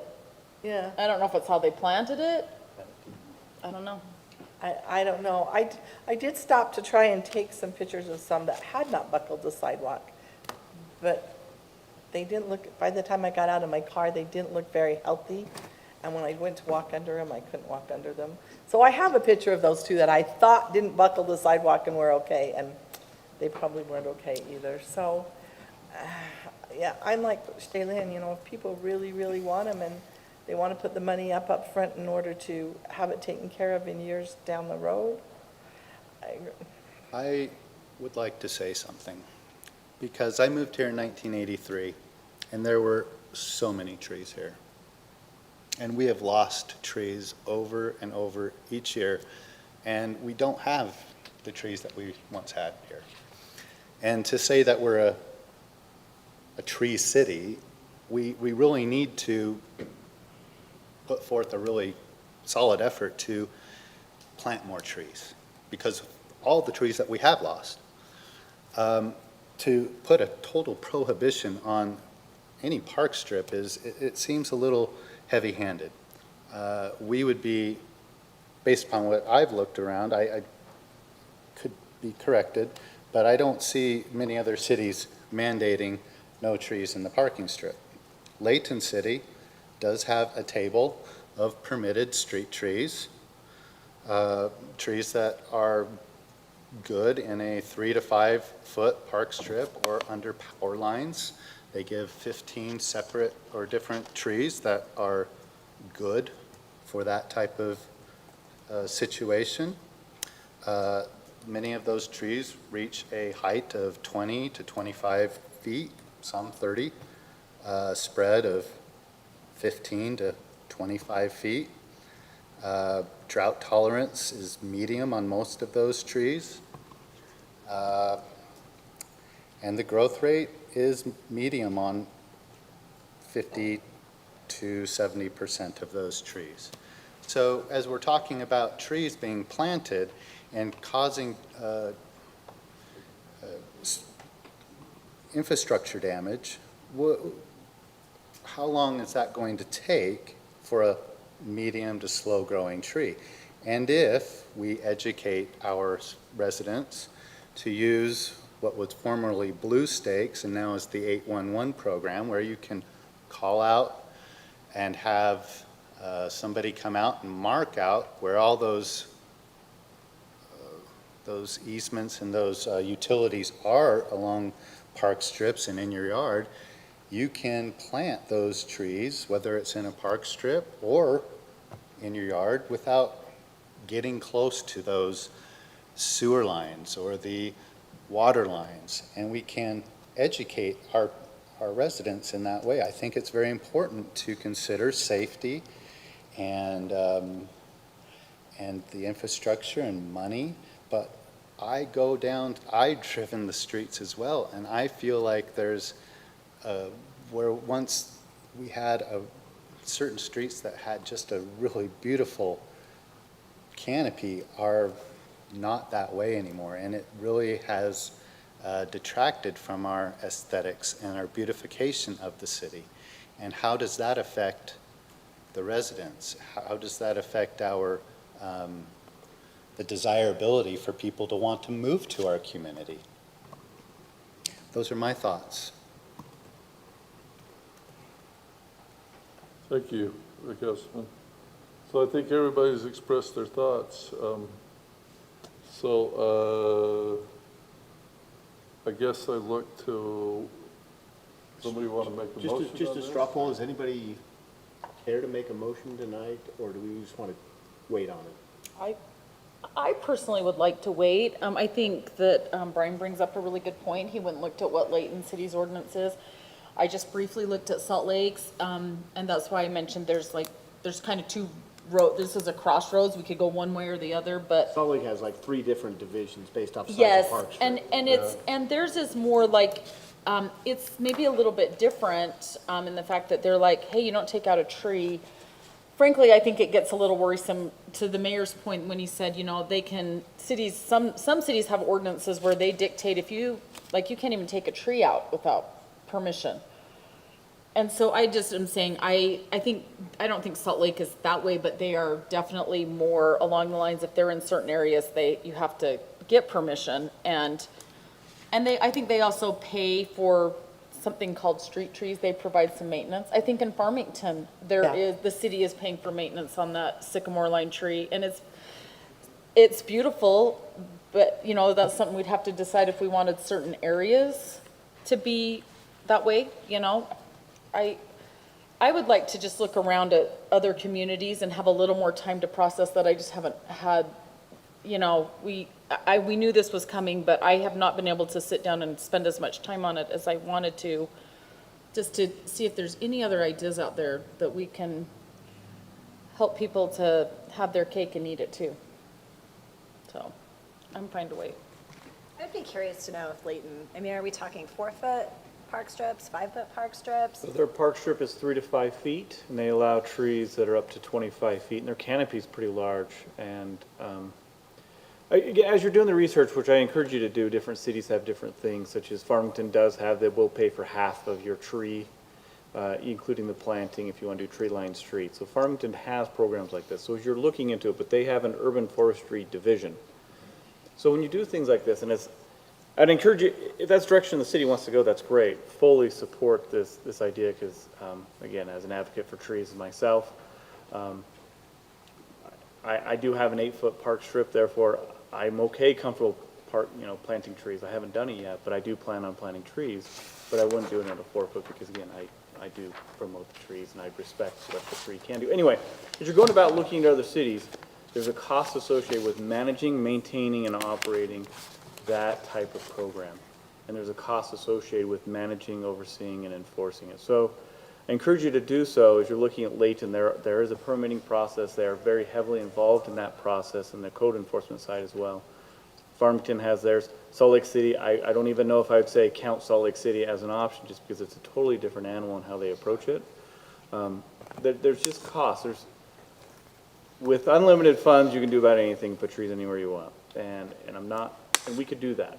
Centerville has historically been a pretty conservative town and fiscally conservative in what we do. If we're talking about 30% of the city has trees in the park strip, let's go with that number. You have 70% of the city subsidizing the cost of those 30% who have trees in their park strip when there is maintenance issues or trees being removed. So everybody's participating via property tax to take care of those who do have trees in the park strip. I do find it challenging if we do want to bill the homeowner. We see it all the time as staff where we have issues where the people can't financially afford the financial burden that's placed on them. And so we are constantly put in a situation, well, I need this help. And so they go to U.S. council members and ask us as staff to maybe find a way to work with that homeowner, which creates some inequity in the system. So there's so many different ways we can approach this. But to Councilmember Hayman, your point, and this is truly how I feel, when you're planning a city, this is what our predecessors have planned for us, that we are trying to manage. Farmington planned a different type of setup, and been doing this for a long time. Different cities plan in different ways. Developers have their reasons why they only want a 4-foot park strip, because they want to maximize the space behind the curb. Us as cities want to maybe not have a park strip. In a previous home I had no park strip, which was awful, but at the same time I had a bigger yard, right? So there's all these drawbacks, and decisions have been made for us, and we're not going to go around changing sidewalks to create larger park strips so we can have trees. But is there an opportunity to have 4-foot park strip? For sure. How much money do we like to invest in that? Which, I'll tell you, Mark, I'll speak on behalf of all staff, including Mark and Public Works, and we just need to be a little bit more on top of the potential liabilities and the risks that are out there to ensure we don't have any trip and fall accidents that we're on the hook for hundreds of thousands of dollars. Those types of incidents we care about, because even if we have the funds to pay for that settlement, I just don't want it to happen in the first place, right? That's our whole point, is we got to prevent the accident from occurring. So we're a risk-averse city, as cities should be, to make sure we prevent the accident from occurring in the first place. So with that, give us funds to be a little bit more proactive of fixing the sidewalks, being a little bit more engaged. There's an opportunity there. Brent, you went, sorry, before, you were going exactly where I was going to go with my questions with regard to Layton City, because I want to make sure that we're comparing apples to apples, right? That's why I asked about how big their park strips were. My next question was going to be, and how much money do they devote to their maintenance? And so as we're looking at other cities and comparing them, I just want us to keep, like, again, trying to create an apples to apples comparison. I also have been thinking about the comment about the tree-lined streets, right? They were beautiful. This one street, 1850, that had all the lovely, love them. Yeah. that had all the lovely trees, right? And people moved in because they were absolutely beautiful. I have no doubt that that is absolutely true. I just wonder if we also need to think about whether there can be other options that are also beautiful and that also create shade. Like, I want us to be open-minded and not just think there is only one way that we can have beauty along our streets, and it's only the way that it's always been. Like, I want to be open-minded to think maybe there are other options that can incorporate drought-resistant native plants and bushes, and then also work at putting trees in places where they're gonna thrive and be healthier. Anyway, just a few thoughts. And if I may add to the liability issue, if we are really concerned about this liability issue, I think we really need to identify and grind down those sidewalks as soon as possible. If that's what we really are worried about, is the liability, because that can happen tomorrow. It could happen So I will tonight. share. We need to get those done now and not talk about it and blame the trees. Sure. So with that being said, is we have a responsibility, I'm gonna botch this. We have a responsibility to identify those to protect our legal liability. If we have clearly identified the trip and fall, then we are not on the hook. But again, that's not enough. To my point, you're absolutely right. But we have limited funds, and increasing property taxes beyond to take care of this immediately. Give me $1 million or $2 million, and we'll have it knocked out in no time, right? And I'm not being facetious. We spent $400,000. That's totally right. But can I clarify, let me help you on this. In this report, this packet of documents, we have 95 miles of sidewalk. Right. How many are we fixing every year? How much how many linear feet, Mark, do you know? Since 2017, we've done... 2 streets at a time about? Well, we've done almost 2 miles since 2017. Okay, So I'm not trying to 2 be- miles out of 95, I'm trying not to be adversarial in any way in what I'm sharing, but I just want you to be, because as staff, we've gone through this exercise. This is what I'm saying. We've been doing this for 8 years. So we didn't come up with what we're proposing to you and saying this is just the easiest way to do it. It's not. We have considered, we've started at certain places and evaluated different options to say, how can we do this? Putting the burden on the homeowners, that's not a liability we can transfer due to a tree that homeowner has in the park strip. We can't transfer that liability, even if they sign a waiver, right? She's going to say, well, depends. So I'm going to answer for her. So it depends, right? Yeah, see? So, but yeah, we're totally open. If there's a way to do this, after the 1825, it was my 1825, right there, right? So 1825 was definitely heartbreaking, I'll be honest, to watch that struggle, but at the same time, see that the impact those trees were having on the infrastructure that was making it really an unsafe sidewalk in some areas, really. So that's where I shared that I think it's important that we at least try and find a way to replace the tree that we're taking out at our cost, because we do care about the trees. And my original proposal was 2 vouchers per tree we take out, because again, that's how much I care about the trees. Let's pay for 2. And a couple of comments made tonight is what's concerning to me is when we have property owners not putting trees back in because they don't want to maintain the trees. Well, that's kind of the problem that we're having in the first place, where people aren't maintaining. We just had a serious accident with a snowplow, and line of sight was an issue because the tree was overhanging into the street and wasn't trimmed properly. So if we're getting to a point where we are so reliant on the homeowners to take care of the trees, and I want to trust that we're going to make that happen, the liability is on us and not on the homeowner. So there is some level of responsibility we have to take on, but what level do we want to take on as a city? We can finesse this as carefully as we need to make this work, but it's going to cost money to do that, right? It's going to take funds to do that. And I'm not saying we shouldn't do that. There just has to be that support from you and the support from the community to say this is a priority for us. We'll run down that way. We'll put Bruce in charge of the Urban Forestry Division and run with it. Let's start off with $400,000 a year for staff and trimming, making sure we actually do the trimming of the trees. And there's options. I'm being a little facetious, but at the same time, I'm just saying there are options that it's not just a one-size-fits-all. But we're open as staff where we want to go. We're just wanting you to know what our baseline liability is. And I think that your cost is probably not as facetious as it seems, but we have to then talk and have these discussions with the residents and let them know that if we want to have what we used to have, we may need to pay more to have that. Mm-hmm. Right. And that is something that we need to have the discussion on. And, when somebody doesn't utilize a voucher, maybe the city should take that voucher and go plant a tree somewhere on city property, because again, we are losing trees. But we do that, right? I mean, okay, Bruce, well, that's we good. plant many trees. We're not using the voucher. We don't need the voucher in our right, situation. But it's a 1-for-1 or a 2-for-1 type of thing. If we lose 12 on a street and we're only replacing 4 or 5 of them, then we need to replace those someplace else. Sure. So that's not, again, we're talking about 4 trees that were lost in terms of who would take advantage of the voucher. So we're not talking about a lot of trees, but again, I think there's We're kind of talking about a third. Sure. To Brian's point, I think that is not a bad idea to maybe say, hey, if a third of the people didn't take advantage of that tree voucher, maybe we should find a place to put those third of trees. Bruce will plant trees wherever he possibly can. I know, he's awesome that way. So yeah, trees, again, there's so many different directions you can take this.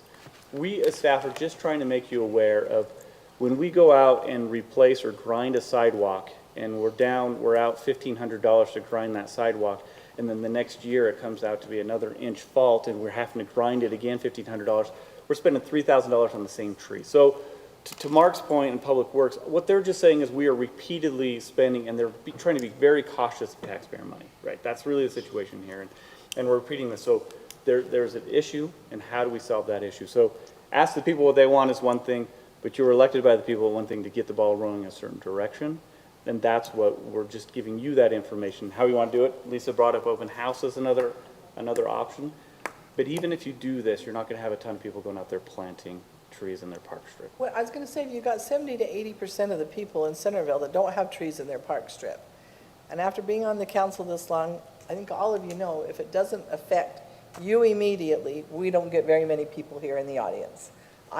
Be careful if you come a lot, because that's what I did. I was fighting everybody and everything, and look where it ended up. So I do think that you've got 80%, 70% of the people in Centerville that aren't going to want to pay for the 20% of the people that have trees in their park strips. So that's not even really an option, because people aren't going to come and say, oh, I don't want any trees in my park strip, but raise my taxes $100 a year. And it's not going to happen. And I think it's important to say too, along what you're saying, is just because you don't have a tree in your park strip does not mean you're tree adverse. No. To Stephanie's point that she has 20 trees in her yard, but none are in her park strip. Right. Like, we have lots of trees in our yard too, but none in our park strip, and that was, that's just a personal choice. I do want to commend staff. I think it's important just because I really do appreciate the amount of time that they have spent on this, and it has been obvious in the last few weeks since we had our first work group session that this was carefully thought out. I do absolutely think that they nailed the ordinance for the way that our community is. If we look at the conservative nature of our community, my guess is this probably does represent, if you were to send out a ballot, this might be the way, but I still would appreciate a little more time just to see if we can come up with any other If there's thoughts any or other creative options anybody ideas. could bring to us that would help us to. Yeah. Or 'Cause get a we- sense as to how, if people want to pay for it, right? Like what Yes. level of interest is there and how much are people willing to pay? And my guess is from previous public hearings and whatnot, that staff they have interpreted correctly what our residents probably for the majority want. I don't want to ever say that and negate the opportunity for public opinion, because I think that, we might find something that we can creatively do that doesn't change the conservative nature of the way that we do things in this community. I will share this problem is not unique to Centerville as much as we want to think we're unique, right? That this is only ours. This problem is not unique to Centerville. Many communities struggle with this. Every community I've worked for has struggled with this issue. What makes it unique is you as residents and you as a council and the direction you want to go and the emphasis you want to place on certain items, right? There's only limited funds. What's your priority?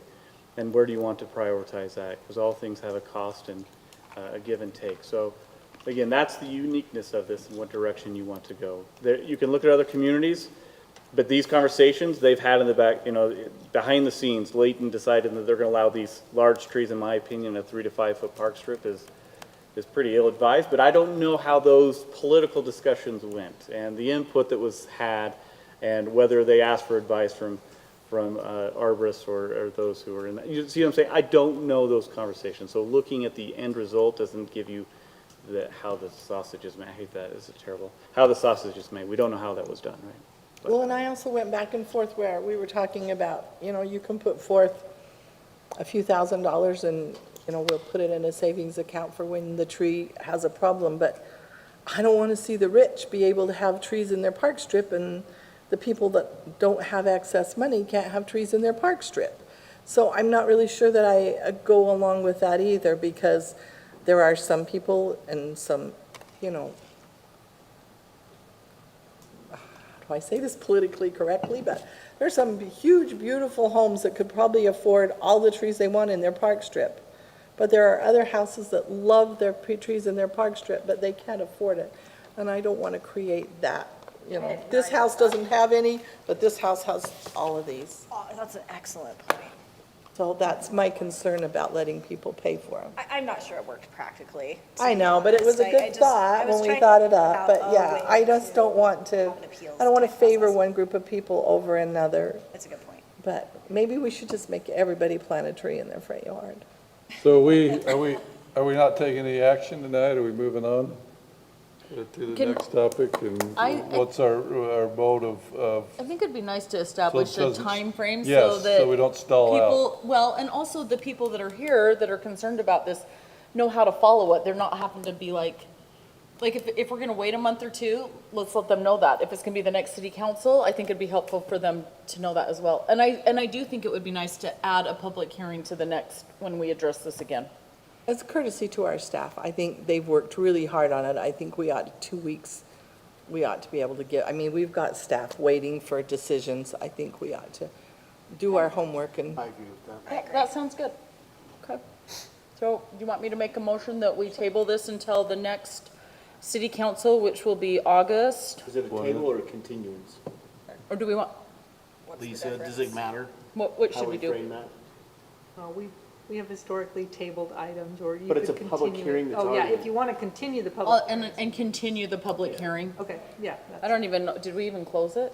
So I closed it. Oh, okay, well, we can reopen it. Yeah. But let's just make sure that, So table the item and continue the public hearing till August 20th. yeah, and then can we also accept email, just if you guys, I know there were several people that contacted me and said they couldn't be here. If there are people that want to make comments, we can take email. Yeah, I want everybody that wants to be able to make a comment. Yeah. I tried to email on the website, and it might have been my fault, but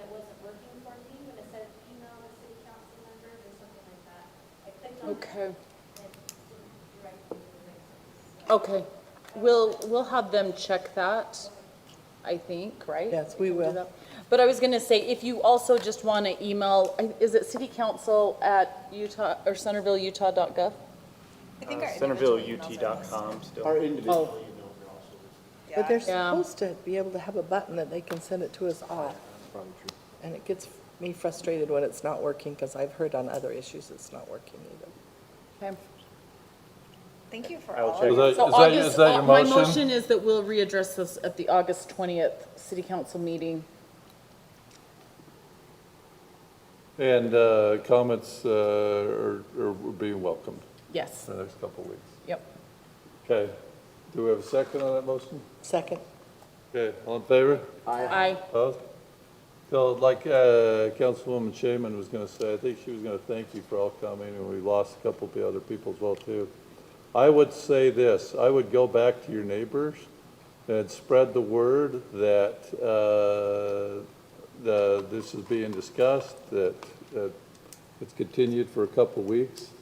And the other thing that I would encourage you to do is please, the tree board's gone through a lot of work, look at the approved trees for not only Parkstrip, but for our wind, and tell your neighbors to quit buying trees. I don't want to bring up stores that sell them for cheap that don't work in our area, okay? They're not going to hold up the winds, and they're not going to survive in our winters and that sort of thing, because believe it or not, some of these stores bring in trees, because I've bought them before, or my wife has, and we've taken them back, that are not supposed to be planted in our area. Just because they want to get the cheapest tree in here as possible. So please look at recommended trees in what you're putting in your yards to be able to deal with our unique climate. So thanks for coming. Thanks for your input. Anything else? That's part of where a lot of our trees have gone, are in the wind. I mean, when everybody's saying we don't have the trees we used to have, in those last few windstorms, we've really lost a lot of trees. They have, and some of them that should have withstood the wind, but they had disease or whatever. But a lot of them that have come down should never have been planted for the winds that we have in our area. Well, and we lost all the big pine trees in this old part of Centerville in that one wind, I mean. Yeah. Yeah, we did. Well, and some of the problem too is that we had multiple windstorms. So we had one that was compromised a little bit and it was coming back well, and then we got hit with another windstorm, and that's the one that we And lost. working with the chief at the time, he informed me that depends, if it's in the middle of the winter and the ground's all frozen and there's no leaves on the trees, you're great. But if it's in the spring and the ground is really wet and you've got leaves on the trees, then those roots come popping right out of it. Right. Oh, and please trim, tell all your neighbors as well too, and we'll put it on the website and everything. Please trim your trees away from the streets as well too. I don't have any trees in the Parkstrip, even though I spoke a bit for that I'd like to, but I don't. But I have one off of the Parkstrip, and it's so big, it's hanging in the street. And I'm thinking of marking the flowers in the winter, and I thought, dang it, I got to do some trimming or get somebody in to trim that tree.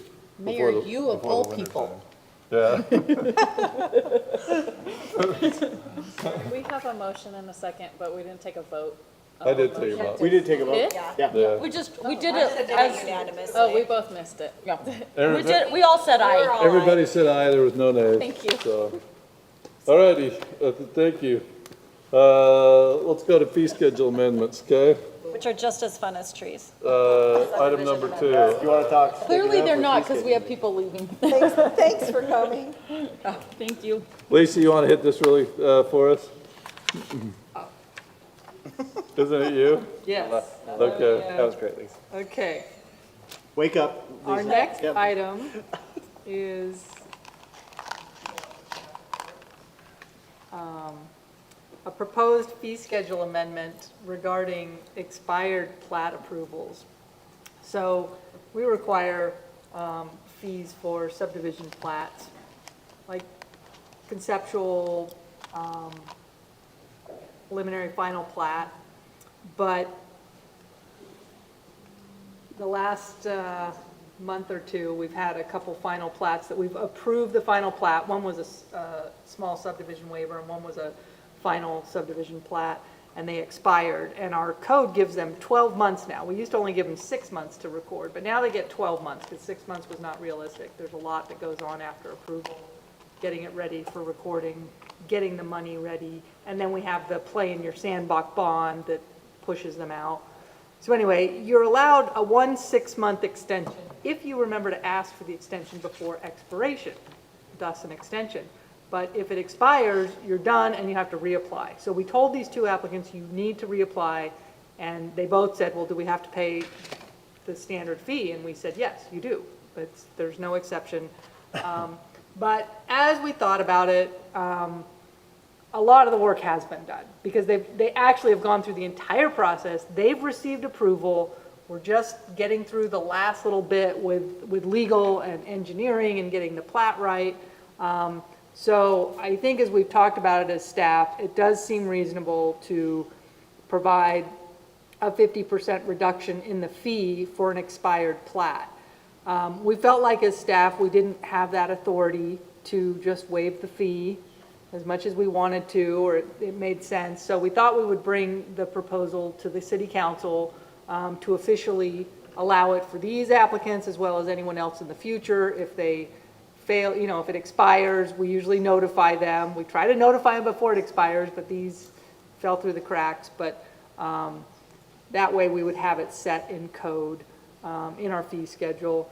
But it's only for that same 6-month period. So because once a plat has sat for, let's say, now it's a year and 2 years, we do have to basically look at everything, see if our code has changed, So the way it's drafted is so long as they refile within 18 months from approval, which means your 12 months that you should have recorded it plus your 6-month extension, then you can have this reduced fee. But if you still don't get it, with this, and you don't get your application, and then you would have to pay the whole thing, and we're going to start over because now it's been too long. So Lisa, I think I know what the definition of same is, but an applicant might come in and say, well, it's basically the same. There's only a few minor changes. How are you going to address sameness, the definition of same? Well, I love this, and so you were probably like sitting at my desk as I was rewriting this, because No, originally... I just know the mentality of a developer. Originally, I drafted it and said it has to be substantially the same, because that's a lot in our code, as long as it's substantially the same, as long as the preliminary plat is substantially the same as the conceptual. But we argue a lot with developers over substantially the same, and basically it opens the door up to the developer to say, it means they get changes. And so I just thought, I don't want to have that argument. I'm going to say it has to be the same application, and then the city's in the driver's seat for saying, what's the same? And yes, I think there's some wiggle room, but it basically has to be the same approval. So, but there's a lot, like I said, the city engineer and the city attorney provide a lot of comments afterwards when we're doing our final plat review. And those we may say, hey, you need to mark your open space as public utility easement or whatever, So those comments, in my opinion, it's the same application. But if you want to move a street or you want to move anything, no. Because because then we have to redo all the engineering if they move anything. So I think the same is better for the city in terms of reducing these fees. Otherwise, we're going to be paying all those engineering fees again to have Kevin and others review. Thank you, and I'm of the same mind. And the beauty of that question... From a developer's perspective, and a city council member, I'm thinking, no, if you're going to say it's the same, it should be the same. Yes. Like, it just was because you had a challenge with financing or some right. Just timing issues. Because you don't get to make those changes if you were still going through the process, so you shouldn't be able to make those changes with a renewal. Exactly, and I'm saying that because I want more professionalism even within my organization. So. And you do have these smaller developers, right, that just don't have those same resources, and I feel like we're accommodating some of those. We just want your project to move along. Just move your project along, and I think... Well, that's true, because if you were a developer and you knew you had a few changes, it might pay to just wait until... Yeah, so we don't want them to take that. We don't want to take advantage of that. Well, we'll just wait till we expire, and then we can throw in a few extra changes and So, yeah, I totally agree Okay, with I'm that. glad you had that Good point. thought process the same as I did.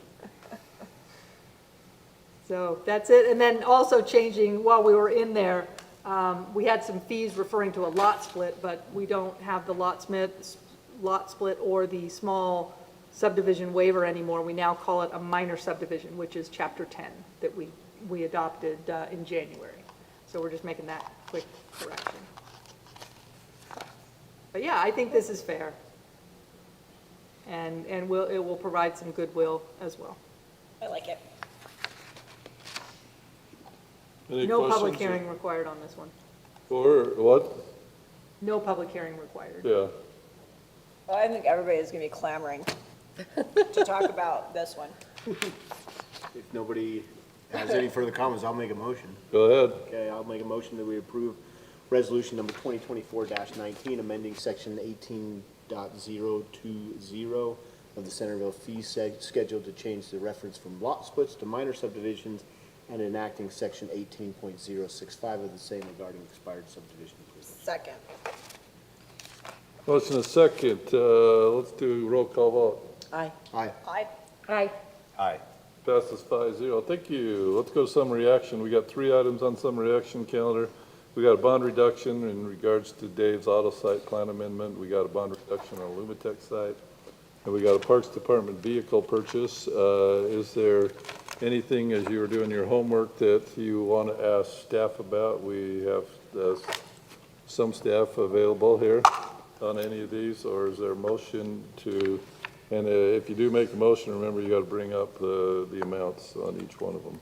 I'll make a motion that we approve the bond reduction number 1 for Dave's auto site plan amendment in the amount of $9,300.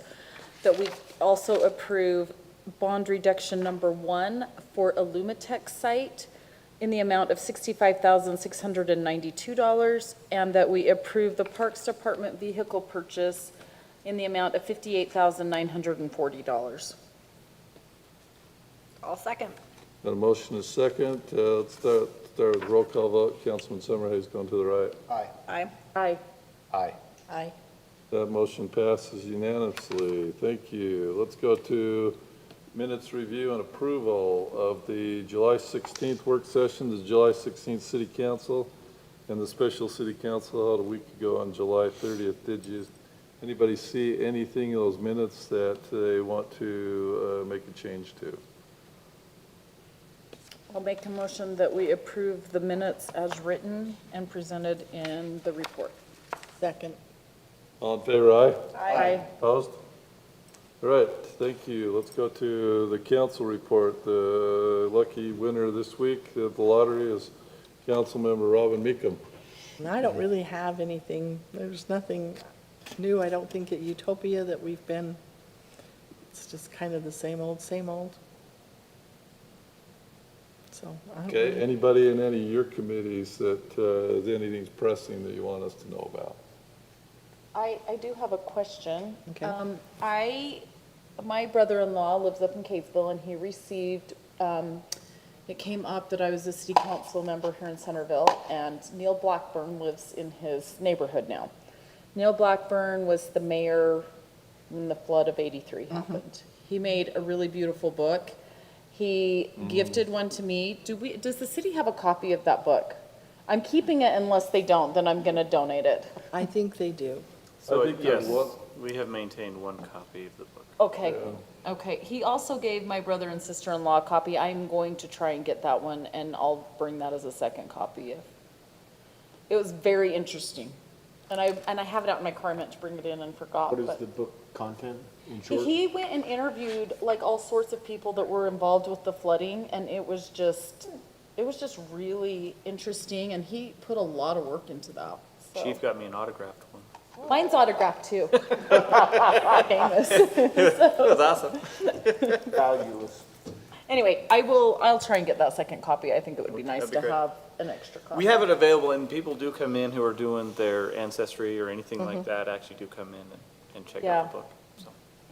It was really awesome. I was like, that, we ought to have one somewhere, whether it's at the museum or here or whatever, but, I think they have one too. okay. Thank you. Anything else? Okay, let's go to mayor's report. So since we met last, Rotary had me come in to talk about the state of the city with them. That was a fun morning. They all get up early and it was a good chance for me to step back and kind of make a list of things that we have going on. I'd encourage you all to do it. I probably should have had the new council people go in so they would have had a chance to see what it was like to campaign, you know?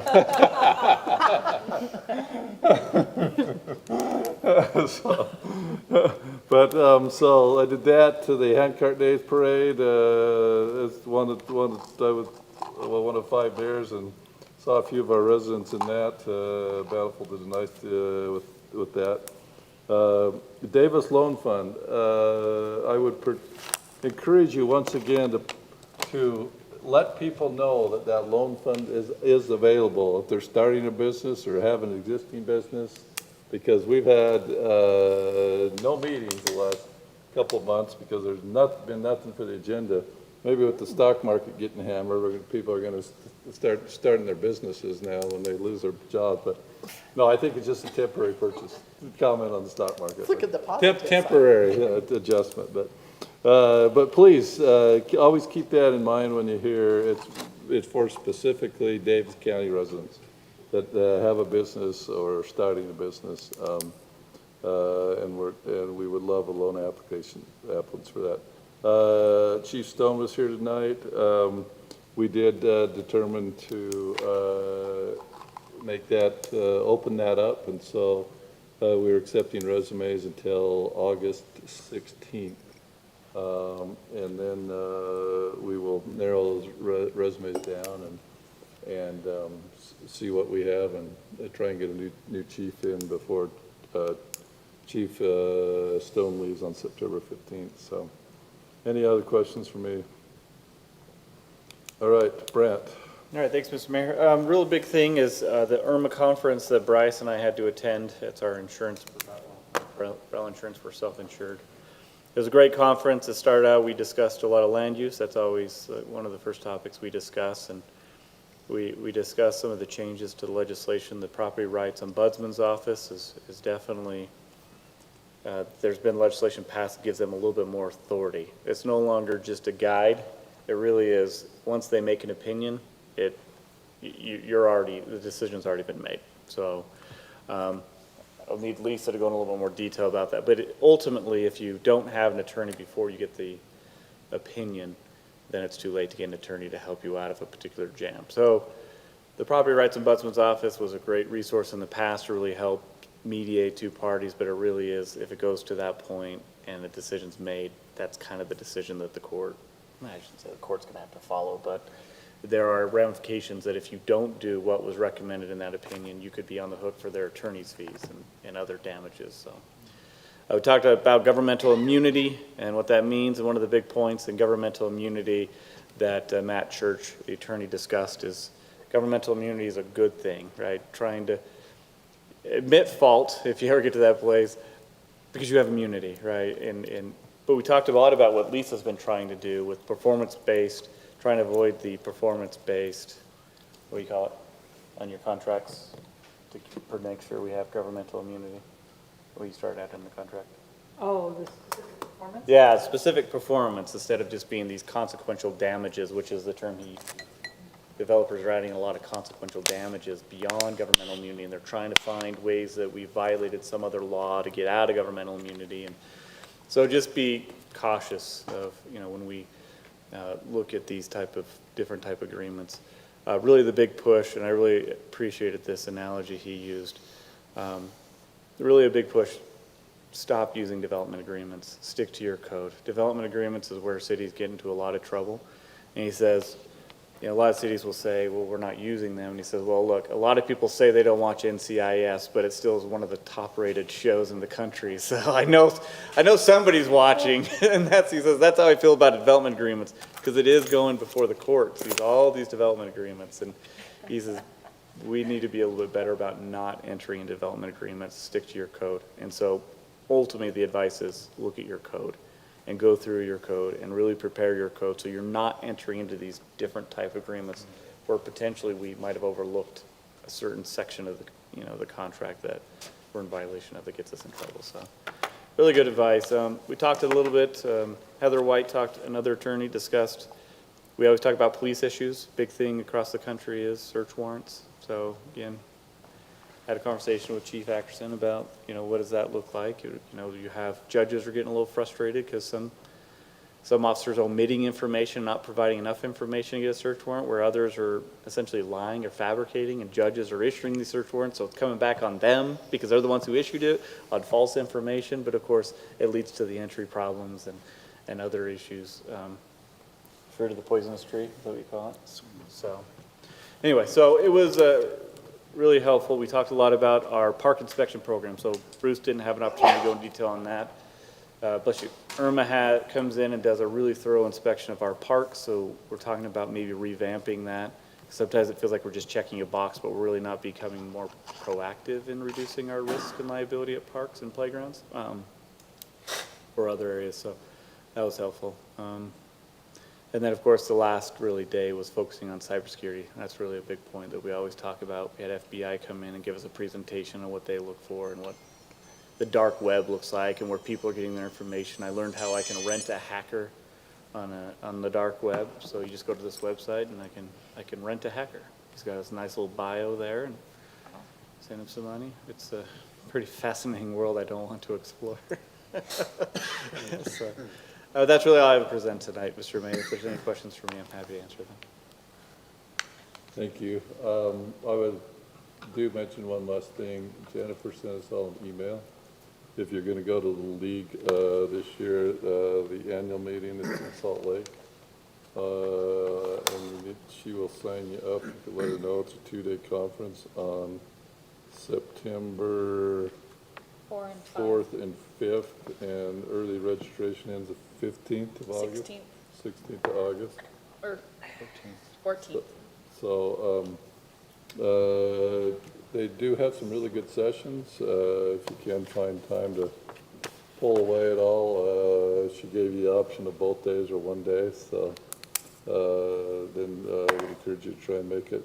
And you don't have to try to spend a day or two traveling. So it's just There in also Salt Lake. is, for all attendees, one complimentary ticket to a Salt Lake Bees game on Wednesday night. So get to see Smith's Ballpark before it's gone for the Bees next year. Yeah. So anything I missed, anybody? The third. Did we get through it all? Okay. Motion to adjourn? So moved. Second. All right.